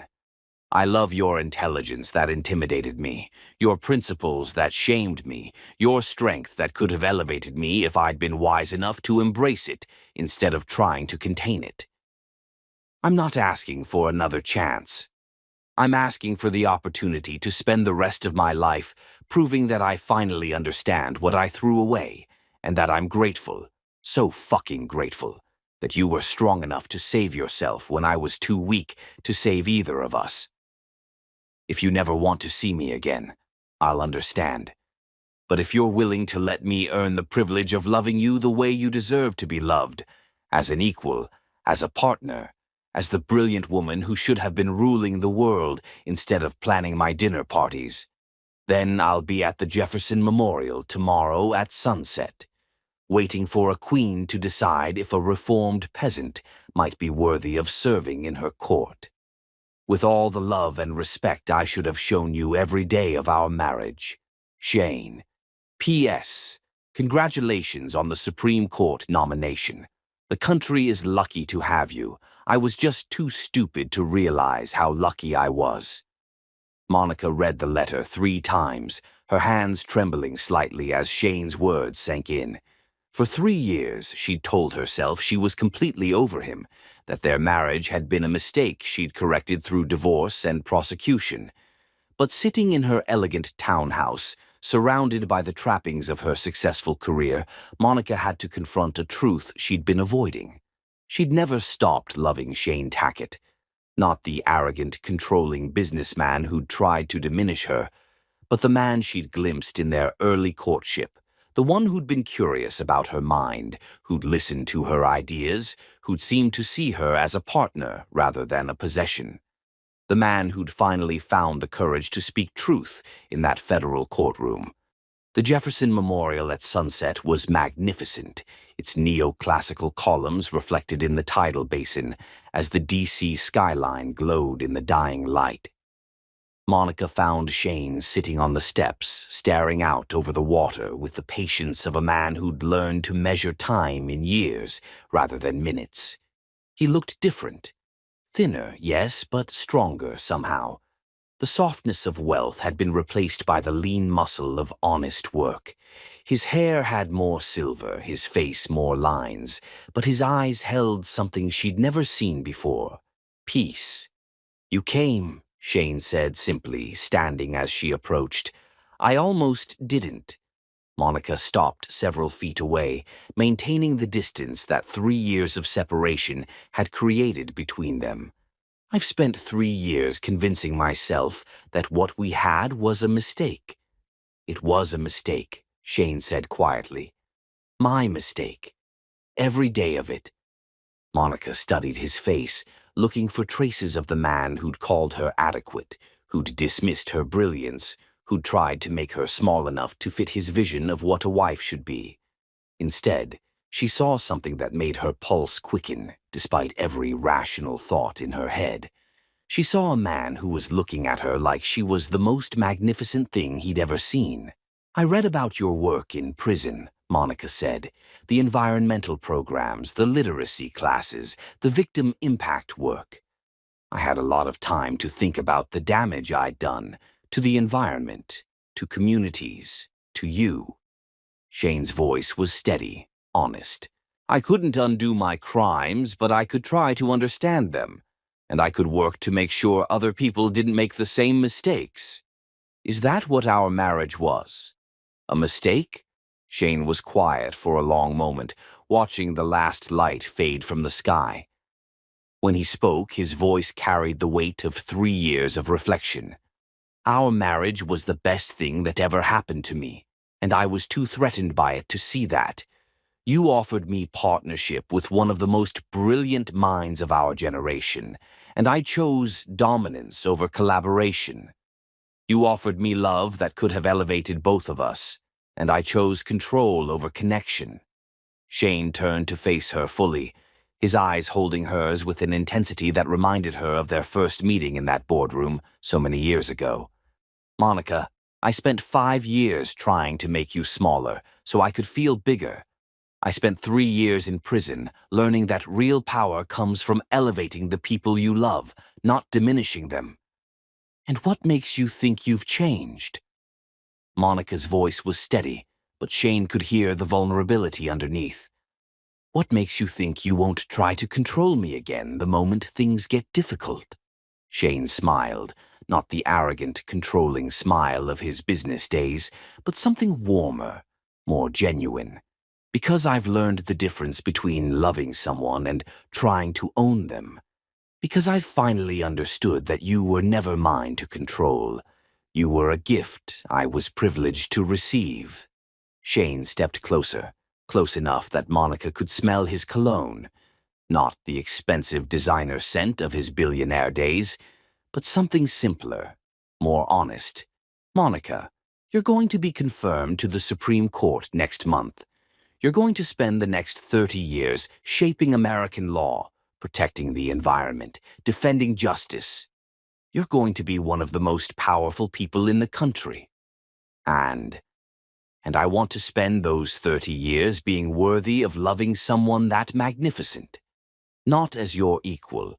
I'll never be your equal. But as someone who finally understands that supporting your greatness is the highest privilege a man could ask for. Monica felt her carefully constructed walls beginning to crumble. For 3 years, she'd been the woman who'd brought down her own husband in the name of justice.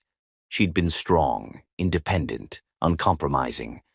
But looking at Shane's face in the growing darkness, seeing the genuine transformation that 3 years of honest reflection had wrought, Monica allowed herself to remember something she'd forgotten. She'd married him because she'd believed he could become this man. I can't be your trophy wife again, Shane, Monica said quietly. I won't sacrifice my career or my principles or my power for anyone's comfort. I would never ask you to. Shane's voice was fierce with conviction. Monica, I want to be the husband of Supreme Court Justice Anderson. I want to be the man who supports your career, who celebrates your victories, who knows that he's the luckiest bastard in America because he gets to go home to greatness every night. Shane reached into his jacket and withdrew a small velvet box. Monica's breath caught as he dropped to one knee on the steps of the Jefferson Memorial. Monica Anderson, Shane's voice carried across the water. Will you marry me again? Not as the woman I tried to make you, but as the woman you've always been. Will you let me spend the rest of my life proving that I finally understand the difference between loving someone and trying to contain them? Monica looked down at the man who'd once tried to diminish her brilliance, who'd called her adequate, who'd broken her heart with his inability to see her worth. But she also saw the man who'd found the courage to confess his crimes in federal court, who'd spent 3 years learning humility and redemption, who was now kneeling before her like a knight, pledging fealty to his queen. Stand up, Shane, Monica said softly. Shane rose, uncertainty flickering in his eyes. If we do this, Monica's voice carried the authority that had made her legendary in courtrooms across America. It will be on my terms. I will be confirmed to the Supreme Court. I will shape American law for the next 3 decades. I will be one of the most powerful people in this country. I'm counting on it, Shane said, his voice rough with emotion. And you will support that power, celebrate it, and never, ever try to diminish it again. It would be my honor to serve in your court, Justice Anderson. Monica smiled then, the first real smile Shane had seen from her in 3 years. It was the smile of a woman who'd finally found a man worthy of her crown. Then yes, Shane Tackett, I'll marry you again. But this time you're marrying the real me. When Shane kissed her, it was with the passion of a man who'd spent 3 years learning the value of what he'd thrown away, and the reverence of someone who finally understood that he was touching greatness. As they stood together in the shadow of the Jefferson Memorial, Monica whispered against his lips the words that would define their new beginning. Welcome to my reign, Shane. Try to keep up. The end. Sometimes the greatest love stories aren't about finding your other half. They're about finding someone brave enough to become worthy of your wholeness.